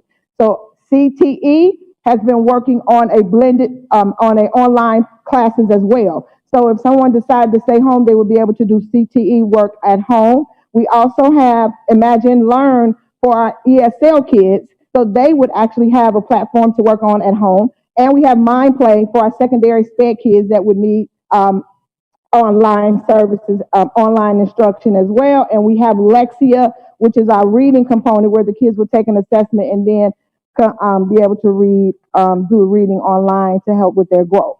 So all those pieces would meet the needs of all three of those. Now, what the instructional day is going to look like is going to be different depending on what we do and how long the day is going to be. We have waivers for seat time. Our the hardest group that's going to be able to work with will be secondary because they have different classes. They'll have Algebra 1, geometry. So we'll have to make sure that those teachers are with those kids. So we definitely will have that in place. For our K to 8, we should be good. Some of our 8th grade kids do take classes that they get credits, and we'll make sure that's happening. Our virtual teachers that will be online will be our PCSSD teachers, so they will be trained. And so if I decided to go total online, I would have, Ms. Smith could be my math teacher, Mr. Thomas could be my English teacher. I would have a consistent teacher that I would see all the time. Any questions about the instructional piece? Mr. Mon, why are you looking at me like that? Well, so I'm one of the parents who was going to send them back for 5 days a week. Yes. And I still would be. Yes. And just kind of thinking about it for everyone though, on the elementary level, we're going to end up having to have a teacher that's virtual all the time, maybe, and then you're going to have the in-school teachers all the time. And then, I don't know, I was kind of curious how you guys envision for schools that have 3-4 teachers per grade, you got maybe a smaller class size, so you got fewer teachers in school. How would you handle that? I guess I was curious how you envisioned that. So what Schoology does, and it's going back to, and it's going to be a little bit more impactful, I think, probably for grades 2 through 12, is again, as a teacher, I can have a student who's taking virtual and is not showing up, but I can also engage them in my lesson with my kids in front of me. And what the governor said today is he really wanted a platform where you could do both, blended. And Schoology, so I'm going to put my group, and I have Mr. Thomas here, and Ms. Richards there. Ms. Richards is at home, Mr. Thomas is in front of me, and I am getting into my lesson, and I'm doing my lesson in front of me with my camera, and the students then can interact with me, and then I'm going to say, okay, I need small group work on this math problem. Then I can put Mr. Thomas and Ms. Richards in the same group, and I can jump into that group, and then they'll have a camera, and I can see their faces. And what's really cool is it has a whiteboard piece, and Sage was talking and say, hey, he listens to me. And then the students can solve the problem on the whiteboard, bring it back to the rest of the class. And then we can have a full class discussion. So what this allowed us to do, it allowed us to be able to do face-to-face and virtual and blended based upon what our parents responded to. So we had about 3,500, I wish Ms. Duff was here because she knows the numbers. We had about 3,500 of our families wanted face-to-face. We had about 2,500 wanted blended, and then we had a small proportion, but a significant proportion wanted virtual. We can do all that. Plus, we can do with ingenuity, because I listen to Ms. Bacala all the time, we can then do something like driven. So, those self-paced.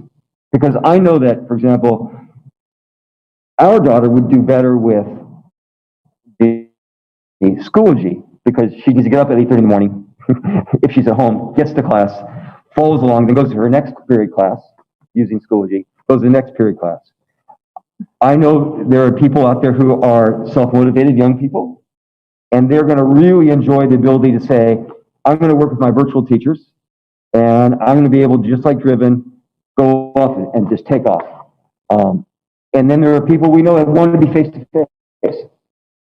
This gives us the ability to work on physical distancing, but even if, let's say, we had 60% of our capacity in school at any one time, there's going to be some schools where there's going to be 80 or 90% of our kids are showing up, and there are some schools that may be 40. So there's going to be variance. but we believe we can respond to that. I love the options. I was actually thinking more, I'm thinking more as a board member about our teachers, like how do we select which teachers might be in school versus which teacher might be virtual? Or will the student have the same teacher whether they're virtual or in school? And what I was saying is that's one very strong likelihood is that they're going to have the same teacher because they're going to be following the same schedule, but one may be at home on an AB or even virtual, and one's face-to-face. We will try to offer a different virtual experience for those students, and we'll have teachers assigned to that, and Ms. Blacklow is going to be deciding her task force, probably, what, about 8:30 tonight, 9:30 tonight? No, not 8:30 tonight, probably 9:30. And we'll be getting teachers who are going to then support that process. That's why we didn't do Tech Trip this year. So I guess, are we going to ask teachers to volunteer to be in school or to be virtual, or? Some will be asked, but the other piece is that we have to remember that we'll have a group of teachers that cannot come because of medical reasons. And so those would be the first priority because they have to work. So that means they wouldn't have to necessarily be with kids because of their underlying health condition. So we would look at those teachers as some of the support for the online. So what we were waiting on now, Mr. Mon, is to get the data back to see how many actual, and so teachers we would need for online instruction. And then we were going to have principals call their teachers individually and find out where you are. So if I have an underlying health condition and doctors know not can't come, you have to become an online teacher. And so that's the only way that we can balance those things out to make sure we do it. And there are some teachers that are very good that we've identified that will be amazing at online, and they will get that option. So that's the way we're going to do it. Today we had the registrars come back in early so that they could call any parent that we didn't get in contact with, so that we have real data on everybody. And that way we can make a sound decision on how this is going to look. Because what's going to happen now is that this is where we get into the crust of the work, right? Because if I want 5 days and I got 5,000 people that want 5 days a week, and I got some that want AB, and then I got the virtual, my AB and my 5,000, I got to look at each school and see how much space I have to make sure that we can do social distancing to make sure that it's safe for everybody. So then we'll have to look also at families. So when we had Mr. Blake looking at the routing of the buses, if I have an older sibling and two younger siblings, then we want to make sure that they're all on the same A day so that when they come to school, they're all together. So the work has not even begun yet with that part of the work. We've been talking about it. We looked at the bus routes for it. We kind of have an idea what that's going to look like. So once we get the real-time data, that's when that piece of that work is going to happen for us. And we're going to get it down to a science because we don't want it to be chaotic. We want it to be on time. We want it to be good for our parents. I guess the only other thing I was going to ask, or I was kind of leading to, would a virtual teacher be allowed to have a classroom larger than 25 because it's not limited by space? So that's why I kind of thought maybe we'd have a in-school and a virtual, and even if it jumps back and forth, because we're offering quarterly to switch in and out of some of these things. It made sense so you could keep the class size down to 10, 15 for distancing, and then the same teacher handle all the virtual stuff, but then they're all working on the same platform from what I heard. They all are going to be on the same platform. So if I'm a AB student that's at school and you decide, and you're an AB and I'm a 5 day, I stream in and we get the same lesson. And so then even when I'm off on those 2 days, I stream back in to the classroom to keep it going. So, okay, I'm sorry. And we're not doubling the work for those blended teachers. No, we're not. Okay. Absolutely not. So the expectation in the fall will be unlike in the spring where it was maybe 2.5 hours, 3 hours. We're expecting elementary to sign in at 8:30 at the start time on screen with their class until the bell. We haven't decided all of that yet. That's the part of that in the weeds because we have to look at the day because we can't expect the kindergartner and first grade. We can't expect the kindergartner and first grade to be 3 hours. We got to have this conversation because it's going longer than March to May. Yeah. So we got to really look at what's really feasible. And before we go, nice job there. Before we go into the but that is why, though, you then would be signing into that classroom on time when it starts. But we also have the more traditional virtual, that sounds odd to say, doesn't it? More traditional virtual option where it's more self-paced. Okay, that looks a lot like Driven. But Schoology is still the center of all that. And that's why it was so important to get Ingenuity on board. It was so important to have a math curriculum that could be embedded in that. We'll be able to do 6 traits writing, which is going to be a very strong framework. Yes, we have spent time updating the whole curriculum to make sure it has more online. Is there also a possibility, I'm just thinking about that if I was the principal at a school and I had 3 second grade teachers and all 3 of them have health issues, underlying health issues, is there a chance that another school may have 3 second grade teachers and they don't have any kids to keep? Is there a chance that you may have to move some faculty around, that they're doing some people they're can be virtual kids, but they're not their virtual kids? Yes. You know, and I think, yes, sir. What did you say? Some people are just going to be voluntold. Okay. Yeah. That's what I was going to say. That is And at the end of the day, we're not going to match up. They're not. That's why I just said to you that the real work is going to be now, once we've made this decision and the board approves it. Now we get down into we've been just spending time trying to make sure that we are clear on what the PPE is, what's the CDC saying. I mean, every time we think we get a plan together, then it changes. And then we get another plan together and it changes.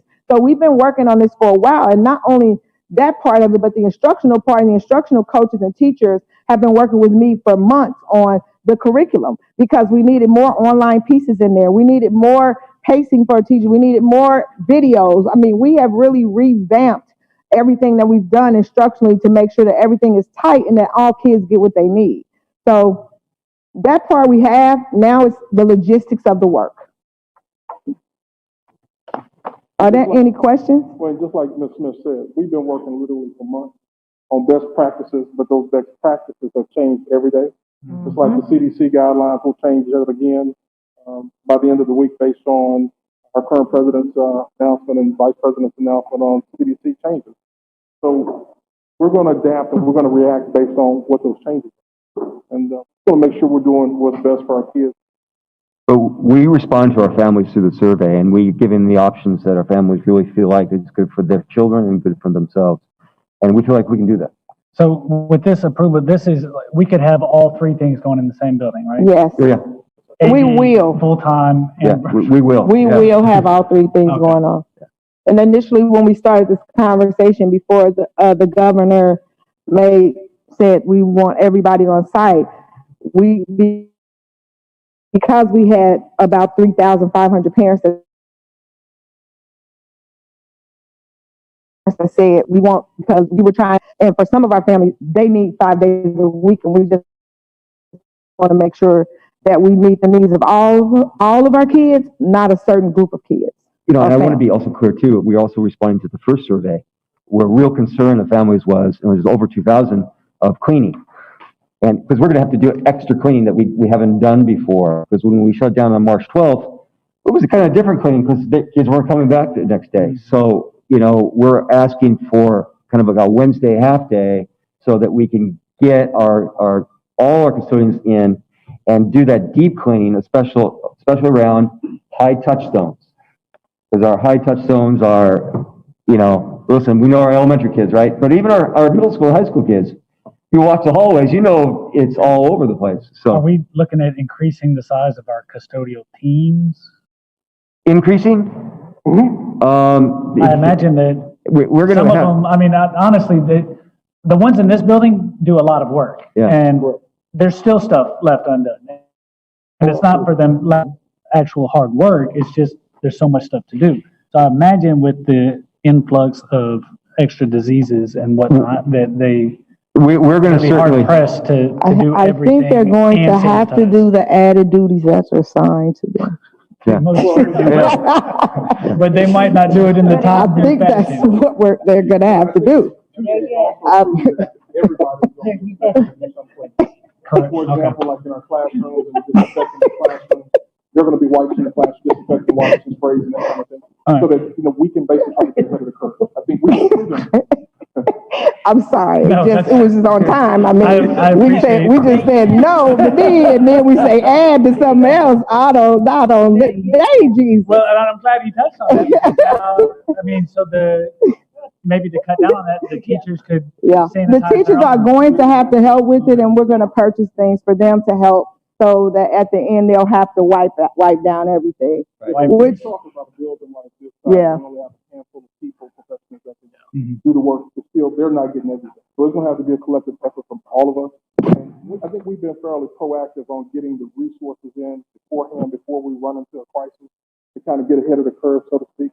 And we're doing those same type of planning items and ordering of equipment right now and deploying. I think we even talked about wellness committees as far as how to utilize those as well as we move through a date and like what we'll look like in the fall. But there are a lot of conversations going on. There are a lot of implementations that are going on. We're just now going to get into the weeds and finalize and move through.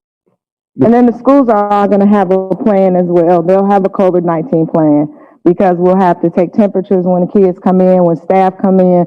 The technology team is working on the app so that teachers have to fill it out. Have I been around anybody exposed? Have I been out of town in one of the hot spots? Have I, all those pieces that are going to make a difference in what we're doing. So, What about the protocol for children riding the buses? So, Nobody gonna be there to check the temperature? well, what we've decided is, even if we took their temperature, Ms. Ward, we couldn't leave them if it was 104. So it just makes sense to bring them to school, and if they have a temperature, we've been told by CDC that all buildings must have an isolation area, and we'll isolate them and then try to locate their parents. So if we take their temperature before they got on the bus and I got 104, I can't leave them at the bus stop. And then that means the bus driver would try to have to call a parent and all that. So they're going to get on the bus. We're expecting them to wear masks. We're requiring the teachers. We've ordered, face shields for them and masks. So they'll have both. So we figured that we couldn't do it, like legally couldn't do it. So, So I can see the headline now. Can we call it something besides the isolation area? well, I'm just giving you what the CDC calls it. We can call it something else. We'll call it Mr. the wellness room of gentle music. The wellness room, I don't know about that, but we could come with, but that's what the CDC calls it, just a place where we can put the kids until we can locate their parents. A plan for if a teacher comes in with, so we're going to have detailed plans for each school, and they'll have a plan, they'll have a team. They're going to be bringing them in here shortly and are doing a Zoom with them to work out what their plan should look like, because each school looks different depending on the entrances, how many entrances. I want kids to come in and their parents. So we have a lot more things to work out, and we'll have it done and we'll be ready. Our biggest piece is going to be providing PD to our teachers, because this is going to be something new. And so we're really working on making sure they feel comfortable with the learning management system and the new things that we have in place. So on all the committees, we had teachers on every committee for instruction. So we feel really good about that work. And yes, Mr. Mon. I'm just thinking about Mr. Johnson trying to get awnings in all these buildings so people can stand outside and get the temperature. Pop-up tent. He gonna get some tents. We gonna tents, canopies. Yeah. Picnic tables, tents. We're ordering all that stuff. So it'll be good. We'll do everything we're supposed to do to make sure it's right for kids. Money for tents. I guess to reach out. That's the money that Miss I told you that I asked to spend. So we were talking about that. I think, yes, ma'am, Ms. Ford. You can reach out to a lot of like fraternities and sororities, and I mean just like the Rotary Club helps out UMS day camp, so that what they call those essential workers can come to work. They have a day camp that's free for them to now, and I mean just working over there at the day camp, because we're kind of voluntold as far as working in human resource to work at the day camp. So children are not keeping those masks on. Children are not social distancing. And then when the parent actually tells the truth that they have been in contact with somebody that has been positive for COVID, the kids are at home, just, quarantine 14 days. And I hope the best for our school system, but it's another one of those things as far as the federal government telling you. Yeah, it is. It really is. And we understand and know that's why we put a lot of energy into the online, because our traditional we had worked on and it was tight. But we knew we needed to make sure, because we know at any given time we're going to have to be, a school may be shut down for 2 weeks and those kids may have to be online. And we expect it. We're going to do our very best to kids are a lot more resilient and flexible. We have to do our best, because look at me, I struggle with this. And so if teachers are in front of kids doing this, then kids are going to do that. So we're going to do training for PPE with our teachers, that we got to model what we expect in order to get the kids to doing it. And honestly, that's one of the thoughts I had, was thinking about how can a teacher be teaching a class with a mask on and trying to talk virtually if the kids online aren't going to be able to hear? Well, we did them. Like we would almost have to have. That's why we're doing the shield. We're doing both just for their safety, but the shield is so that when she's teaching, the kids can see her face or his face. And then the other piece of that is, they've got the plexiglass shield. That may be an option that we have to look at, and it's a pricey one, but at the end of the day, is what's going to be best for that teacher. One, to be able to deliver the instruction, but then two, Shield's going to lose against my 9-year-old. Yeah. But that shield's cool though. I got a couple at home that, not just your 9-year-old. We have a few others. Any other questions? Yeah, I just want to tell y'all, thank you. This is a great plan. Just from a board perspective, because I've had a lot of people that have been asking me, hey, so what are y'all going to do? What are y'all going to do as far as school?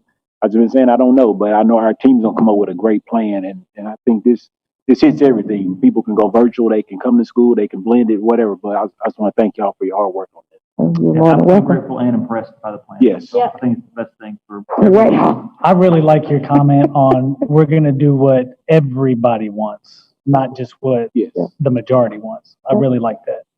I appreciate you listening to the survey and went back and found a plan for 5 days. Yeah. We have an amazing team. We agree to disagree a lot of days. And we just do. Look at him. And so, yeah, because, sometimes he wakes up and comes with these great ideas. Nonverbal. Yeah. but thank you, guys. By the way, I have some questions. Who has questions? Yeah, I just thought you were doing the instructional piece. I thought there was going to be more. Come on with it, Mr. Delaney. All right. After instructional or for safety? Well, we'll see. Oh, my Lord. Okay. Well, no. Between here and here. Okay, let's go. We'll get your questions answered. Aftercare. Do we have any plans for aftercare? Yes. So initially, we started talking about aftercare. We have met with the principals that have aftercare in their building.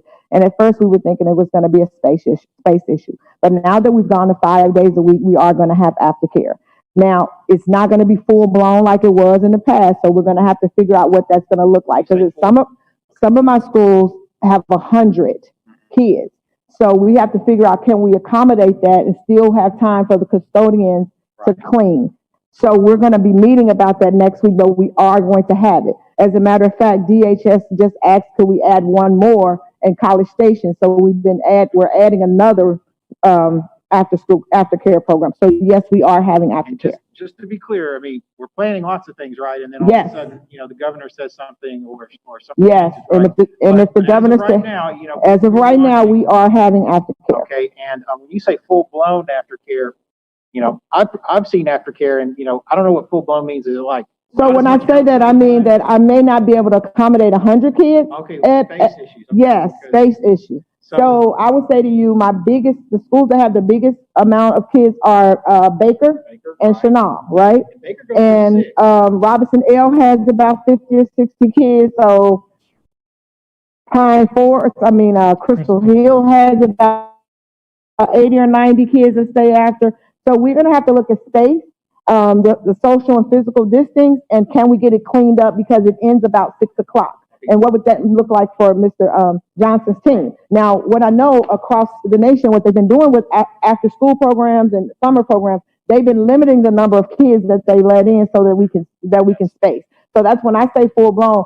I don't know if I'm going to be able to accommodate everybody, but we're going to do our very best. So we could end up in a situation where there's a space issue, and so probably can't expect to, arrive on the third day and be like, where's my aftercare Exactly, slot? exactly. So you need to be proactive about that, if you're a parent. Yes. Because we may end up with less space than we have in the Yes, past. and we will be very fair and very transparent with that. Okay. So once we figure out how many we can accommodate, then those principals will reach out to those parents immediately and say, hey, these are the days that we're going to be open up for you to come sign up for aftercare. Okay, and then, but then also, full blown could also mean you might not go till 6 anymore, right? Like you may need to dial it back to like 5 or. Yep.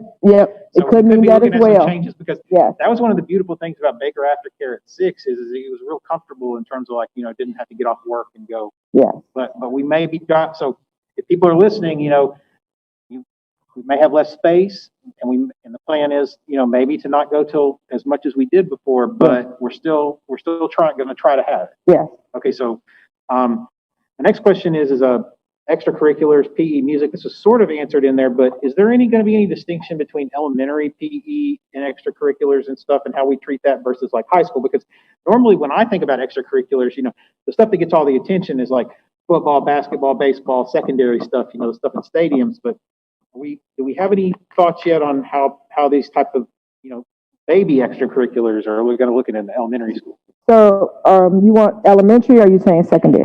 Elementary first. Okay. So we're going to have it and we're going to have it. Okay. I'm just joking with you. We're working on what that's going to look like. I've met with the athletic directors, Dr. McNulty and I met with them. We're actually going to create some videos as well that can be uploaded. So if I'm on a digital day, they would be able to do some of those videos that we're doing. But we are going to have it. I just can't tell you exactly what that's going to look like. We're definitely going to have art, music. We're a little worried about kids singing out into the air, but I'm telling you everything that we can do according to the Arkansas Department of Health and CDC we're going to do. We're not slamming the door. No, we're We're not. planning to try to do our best Yes. on it. It's not like you're going to show up and not have it. Nope. Was never promised. It's like we're trying. We're going to try to do everything we can. Yes, we are. Now with secondary, we're looking at it may be 2 days a week that are elective days. You know what I'm saying? So then the kids would get all their electives. So just say, for instance, we may do Monday, Wednesday, Friday, all the core classes, and then Tuesday, Thursday, they would do all their electives. So whether if it's gym, if it's choir, band, Spanish, whatever those electives are, we would do it that way. School level reentry and wellness teams, like at the school level, are we planning on having any kind of like committees or things We like have that those. could involve parents? We have those. They're working on those right now. The district level committee met. We actually have the gym teacher from Pine Forest. I can't think of her name. I can see her face. She's Tanya Rayburn. Yes, she's going to be the chairperson of that. And then we're going to be reaching out to everyone because each school will have a wellness team. Is the principal going to be Yes. picking those? Yes. So if somebody wanted to be on the wellness team, they might want to reach out. They to could reach out to the principal if they would like to be on the wellness team. Okay, but every school is, at least in theory, is going to have something that. Yes, not just in theory. They're going to have them. Well. Yes, sir. Oh, I'm sorry. Oh, Yes. Okay. Any kind of changes related to like PTOs and stuff and their activities? Because I represent a couple of schools like Lawson and Baker. Mm-hmm. That they have like professional level PTO type people. They really do. What kind of have we thought? I mean, that is so far into the weeds. I don't want to get you to commit on anything, but So when we had the community meeting and the doctors came on, they talked about limiting the number of volunteers that came into the school. So Dr. McNulty and I talked about it, and our immediate thought was we don't want to alienate our PTOs because they do amazing work for us. So we figured we have a conversation with them, probably do some training with them. They would have to they would have to get the app and also fill out the app, and they would have to get their temperature checked and follow the same rules that everybody else that comes in the building. But we're not going to slam the doors No. on PTOs. No. Just like everything, it's going to have to be. We're not doing that. We need. They are a vital part of the work that we do. So our PTOs can expect to be leaned on, as much as possible. It won't be the same, but we can. They still have a place. They have a place in a post-COVID world. Yes, they do. All right. I don't know if you noticed, I perked up when you said AP courses earlier because I was listening, but then I was like super listening. So the SMOOT or it's SMOOP is SMOOP, I believe. I'm messing it up. I'm sorry. I learned whole language. I mean, I don't want to go into that story with you, but it just didn't happen for me. I apologize. Okay. So Miss Shirley and a lot of the AP teachers, we seen this program. We did some training and we looked at it, and it will be for our AP kids. It has everything there, every class for AP in there. It has opportunities for them to do the practice test. So the teachers have already seen it. They wanted it, so we purchased it. They will be trained on it, and then the kids will be logged like any other program we have. That will be part of their process for AP instruction. Is this going to be for the kids that don't come to school at all, basically? Mm-mm. Who Everything that we purchase is for every child. Okay, but like you're at AP Inc. Okay, but for a kid, like let's say for example, like my kid may be doing 100% at home. Okay, that's what it's sort of looking like. Okay, and she signed up for. And I'm not making this about my kid, but I'm just saying, you know, AP Art History, AP World History, and you know, another one, for example. In theory, at least, it might be possible for her to, you know, and any kid, for example, that's going to 100% home to still use this thing to take your AP stuff. Yeah. Now let me ask this too: is that if you do it that way, will you get weighted credit and as if it was a real AP class, you know? So I need to find that out for you because we're all, you know, this is all new for us. So let me find out. But my understanding is that I think we got this information through College Board. So let me get with I think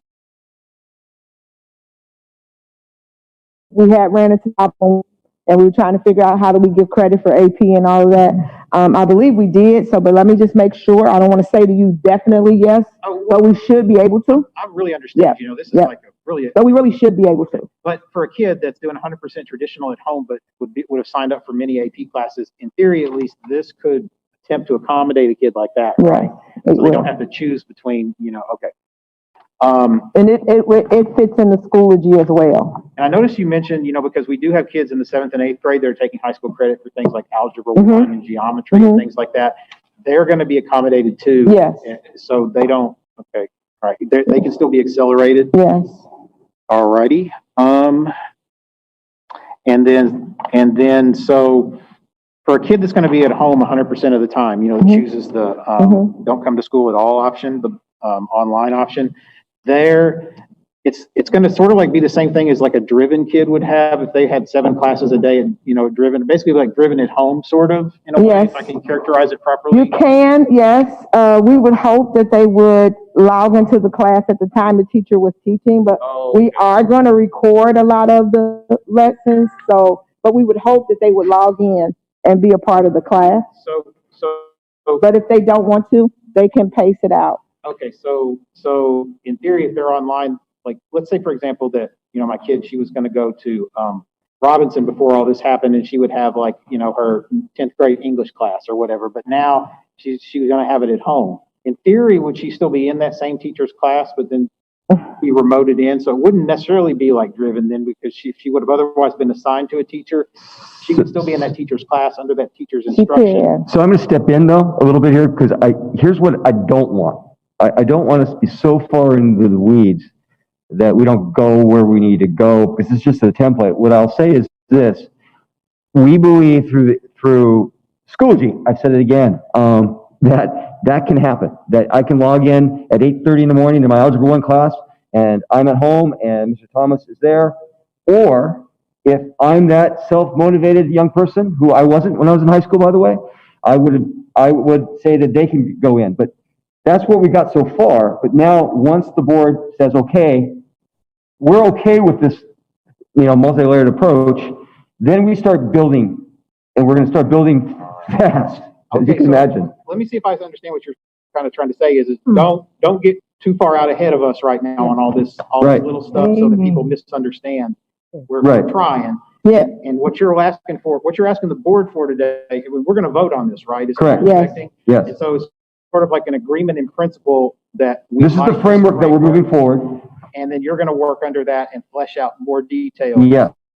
Yes, sir. And a lot of what you're saying today and what I've asked you and what we've all asked you is aspirational, or at least like it's framework. It's framework. It contextualizes the next work. Yeah. So it's not even aspiration. We know these things we can do. And so let's say just quickly face covering. with our experience with our athletes, now we've had 3 or 4 of our athletes come down with COVID-19, but our PPE protocols have not allowed them to transfer to other athletes.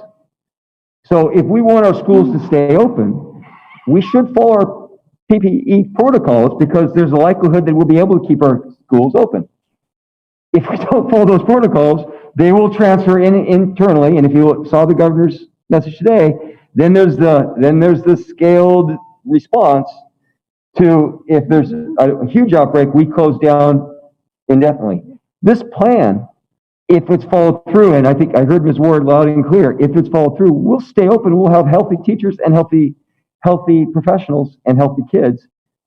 And the COVID-19 illnesses will be external, but they'll be controlled. If we don't follow the plan and the protocols and the framework, then we'll struggle because we'll have internal transmission. It's a health issue. It's not a political issue. It's a health issue. Yeah. And the Wednesday half day, how does that compare to the other districts around, that are doing traditional? Are they? Yeah, we do have a team that sometimes agrees to disagree, but we really felt strongly that 2,000 parents in the first survey said, we're kind of concerned about keeping your buildings clean. And then we started talking, we said, yeah, we're kind of concerned about keeping our buildings clean. So it's a concession to the cleanliness thing. Right? A little bit of that, yeah. And, there are parts of my house that are very clean. So we've seen that as an opportunity for the deep cleaning to begin, to bring in a teams to get in there. And the high contact areas in every school. And our principals work really well with our custodial teams.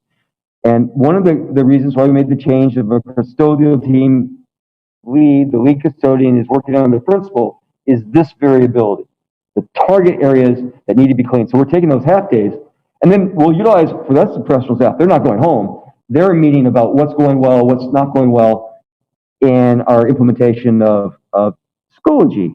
Blackwell. All right. Any other questions?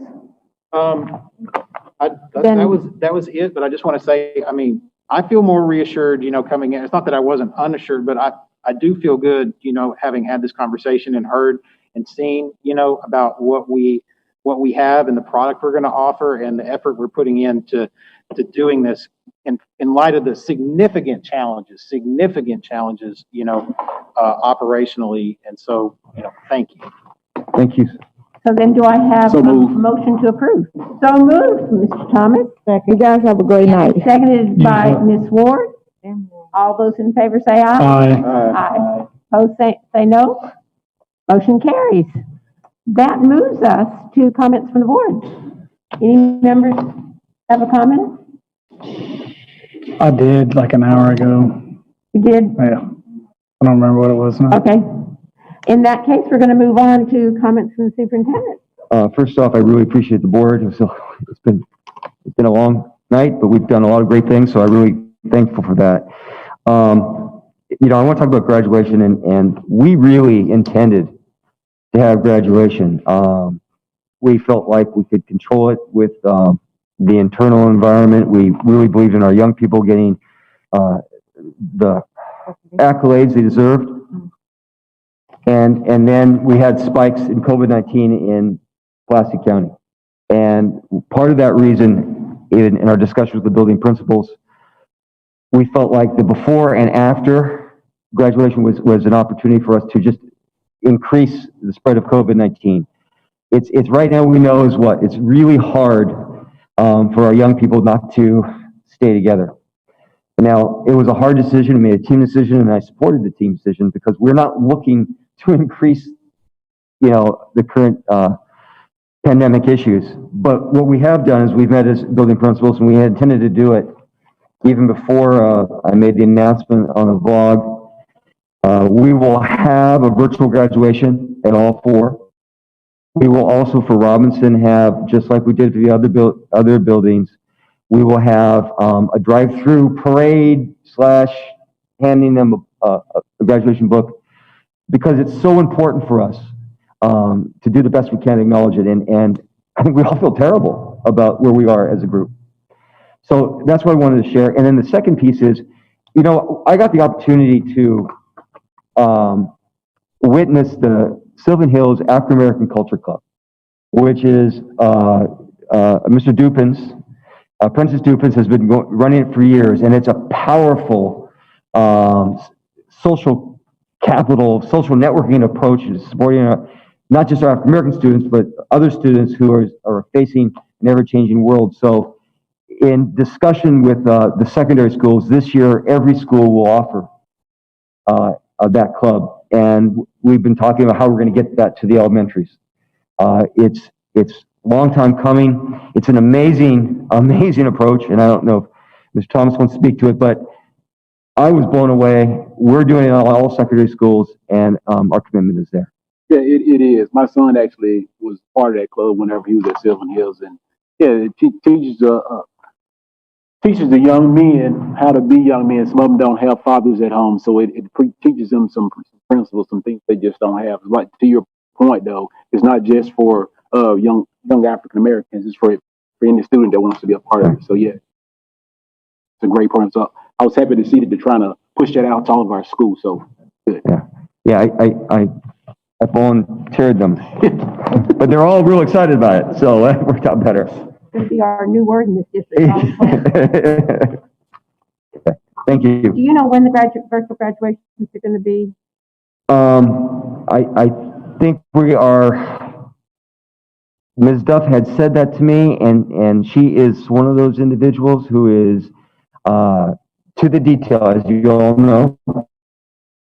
And I think they're happening in the next couple days, and then I can tell you Robinson will be on July 19th.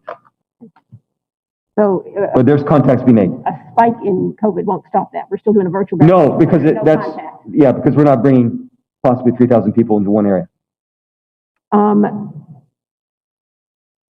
Consent agenda. Do I hear a motion on the consent agenda? So move.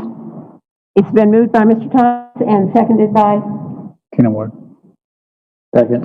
Seconded by Mr. Mon to approve the consent agenda. All in favor say aye. Aye. Opposed say nay. Motion carries. At this time, we're going to take, let me make sure I'm down right. We're going to take we're going to come back at 9:15, 9:09. We're going to come back at 9:15, and we have a employee hearing. So we are temporarily adjourned. Like a cookie time.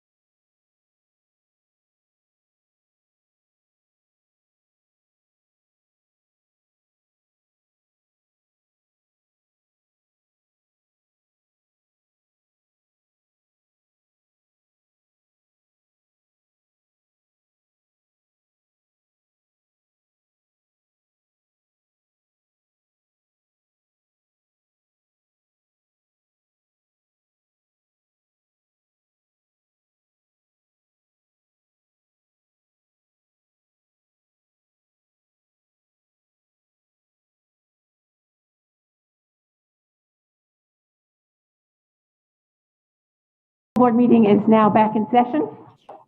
We're going to start with grievance hearings. And Ms. Street, do you want to start reading? Except that I think we're going to start with the whole ball of wax, right? Is this on? Okay. Am I right, Mr. Two Beckett? grievance hearings, recommended none.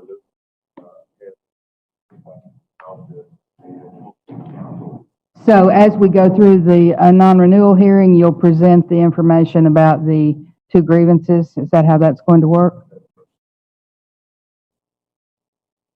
Okay. Everybody silence their phones.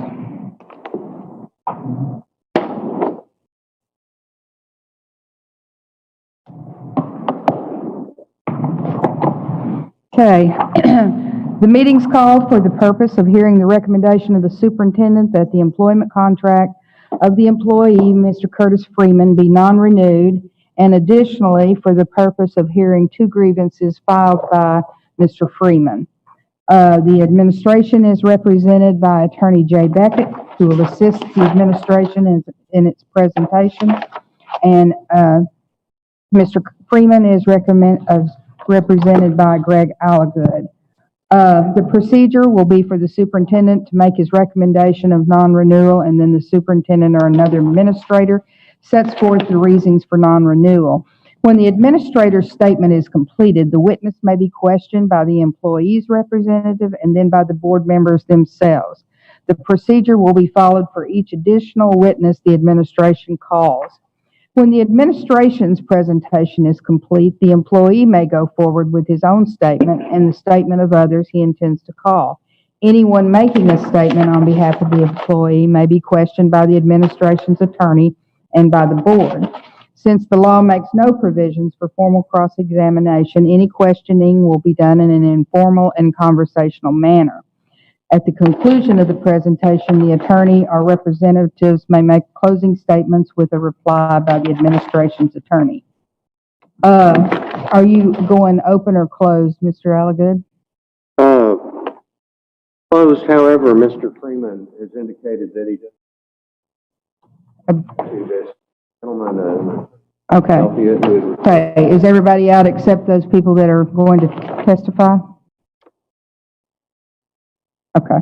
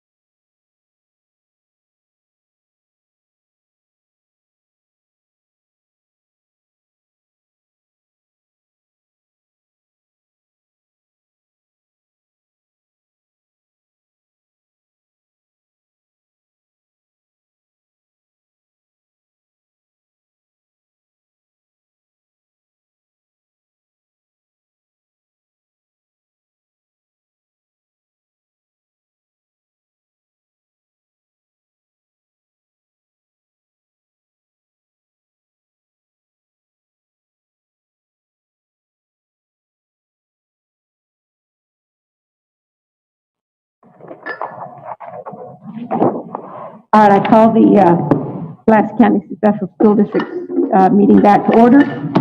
Do I have a motion on grievance number 2010-01? I move that we sustain it. It's been moved to sustain. Do I have a second? Second. It's been moved by Mr. Thomas and seconded by Sergeant Keller. All those in favor say aye. Aye. Opposed, same sign. Motion carries. Do I have a motion on grievance 2010-03? I move that we deny it. Do I have a second? Second. It's been moved by Mr. Thomas and seconded by Mr. Mon that we deny grievance 2010-03. All those in favor say aye. Aye. Opposed, say nay. Motion carries. Do I have a motion on finding of fact number 1 on the Fair Dismissal Act? I move that the board find that reason number 1 set forth for the recommended non-renewal of the employment contract of Curtis Freeman is true. Do I have a Second. It's been moved by Mr. Mon and seconded by Mr. Thomas that the fact of number 1 is true. All those in favor say aye. Aye. Opposed, same sign. Motion carries. Do I have a motion on the fact number 2? I move that the board find that reason number 2 set forth for the recommended non-renewal of the employment contract of Curtis Freeman is not true. Do I have a second? Second. It's been moved by Mr. Mon and seconded by Sergeant Keller that the finding of fact number 2 is not true. All those in favor say aye. Aye. Opposed, same sign. Motion carries. Motion on finding of fact 3. I move that the board find that reason number 3 set forth for the recommended non-renewal of the employment contract of Curtis Freeman is true. Got a second? Second. It's been moved by Mr. Mon and seconded by Ms. Ward that the finding of fact number 3 is true. All those in favor say aye. Aye. Opposed, same sign. Nay. Yes, Yes. Sergeant Keller. Do I have a motion on the superintendent's recommendation? Sorry. I move that the board for the Pulaski County Special School District accept the superintendent's recommendation that the employment contract of Curtis Freeman be non-renewed. Do I have a second? Second. It's been moved by Mr. Mon and seconded by Mr. Thomas that we accept the recommendation of the superintendent. All those in favor say aye. Aye. Opposed, same sign. Nay. Yes, motion carries. We still have another hearing, so we will take a 10-minute break. We'll start back at 12:15. In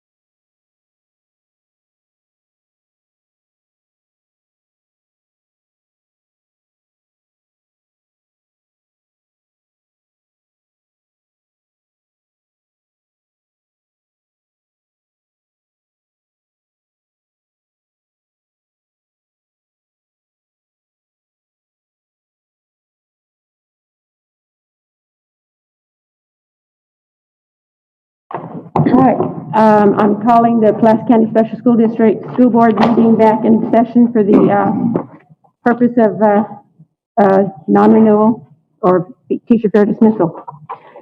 Ms. Street. Thank you. Meeting is called for the purpose of hearing the recommendation to the superintendent. And that the employment contract of the employee of the district, Lance LeVar, be non-renewed. LeVar is represented by Alan LeVar. District is represented by Jay Beckett. I will assist. The law provides that the hearing can be held open or closed. Do you have a preference, Mr. Closed. Closed? Closed. Okay.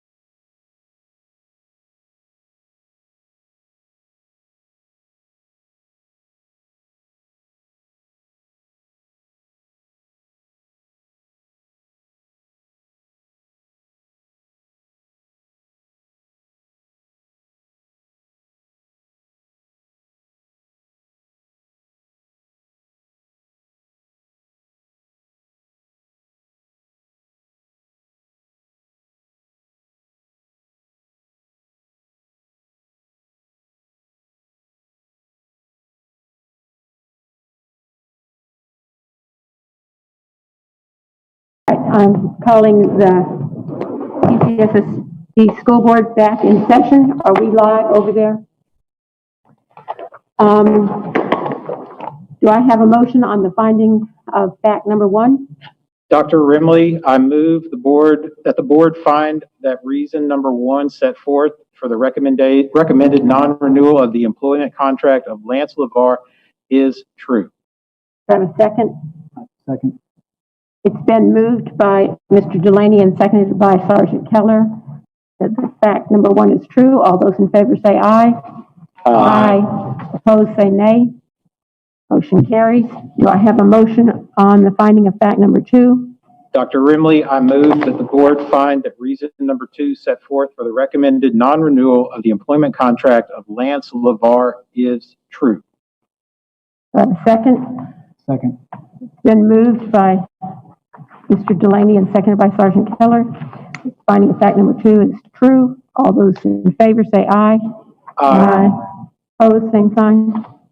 Motion carries. Do I have a motion on the finding of fact number 3? Dr. Rimley, I move that the board find that reason number 3 set forth for the recommended non-renewal of the employment contract of Lance LeVar is true as amended. Read that amendment. On September 25th, 2019, Lou Jackson placed you on an individual improvement plan because of the concerns she had specific to your role as an elementary assistant principal at Bates. Performance issues observed and discussed were shortened work days, i.e. late arrival to work, late for training or PD, early departure from work, comma, lack of initiative, comma, failure to follow through, and a lack of administrative efficacy, ability to produce a desired or intended result. You were directed to develop a professional growth plan. To support your professional growth plan goals, you were assigned an administrative mentor, Dr. Laura Bedner, who came to Bates weekly through December 2019. End. Do I have a second? Second. It's been moved by Mr. Delaney and seconded by Sergeant Keller that the finding of fact number 3 is true as amended. All those in favor say aye. Aye. Opposed, same sign. Motion carries. Do I have a motion on the finding of fact number 4? Dr. Rimley, I move that the board find that reason number 4 set forth for the recommended non-renewal of the employment contract of Lance LeVar is true. Do I have a second? Second. It's been moved by Mr. Delaney and seconded by Sergeant Keller that the finding of fact number 4 is true. All those in favor say aye. Aye. Opposed, same sign. Motion carries. Do I have a motion on the finding of fact number 5? Dr. Rimley, I move that the board find that reason number 5 set forth for the recommended non-renewal of the employment contract of Lance LeVar is true as amended. An additional administrator was added in November 2019 at Bates Elementary, and even with the additional support, your performance tasks had to be closely monitored by Ms. Jackson and other administrators. You still continued to struggle with daily tasks, deadlines, and working independently. There appears to be a pattern of unacceptable follow-through that has not improved with extensive support and with an administrative reassignment. Behavior of this nature from a building administrator cannot be tolerated by Pulaski County Special School District. Do I have a second? Second. It's been moved by Mr. Delaney and seconded by Sergeant Keller that the finding of fact number 5 is true as amended. All those in favor say aye. Aye. Aye. Opposed, same sign. Motion carries. Do I have a motion on the recommendation of Dr. McNulty? Dr. Rimley, I move that the board for the Pulaski County Special School District accept the superintendent's recommendation that the employment contract of Lance LeVar be non-renewed. Do I have a second? Second. It's been moved by Mr. Delaney and seconded by Sergeant Keller that the motion of recommendation be accepted. All those in favor say aye. Aye. Opposed, same sign. Motion carries. Do I have a motion to adjourn the meeting? So moved. Do I have a second? Second. It's been moved by Sergeant Keller and seconded by Mr. Thomas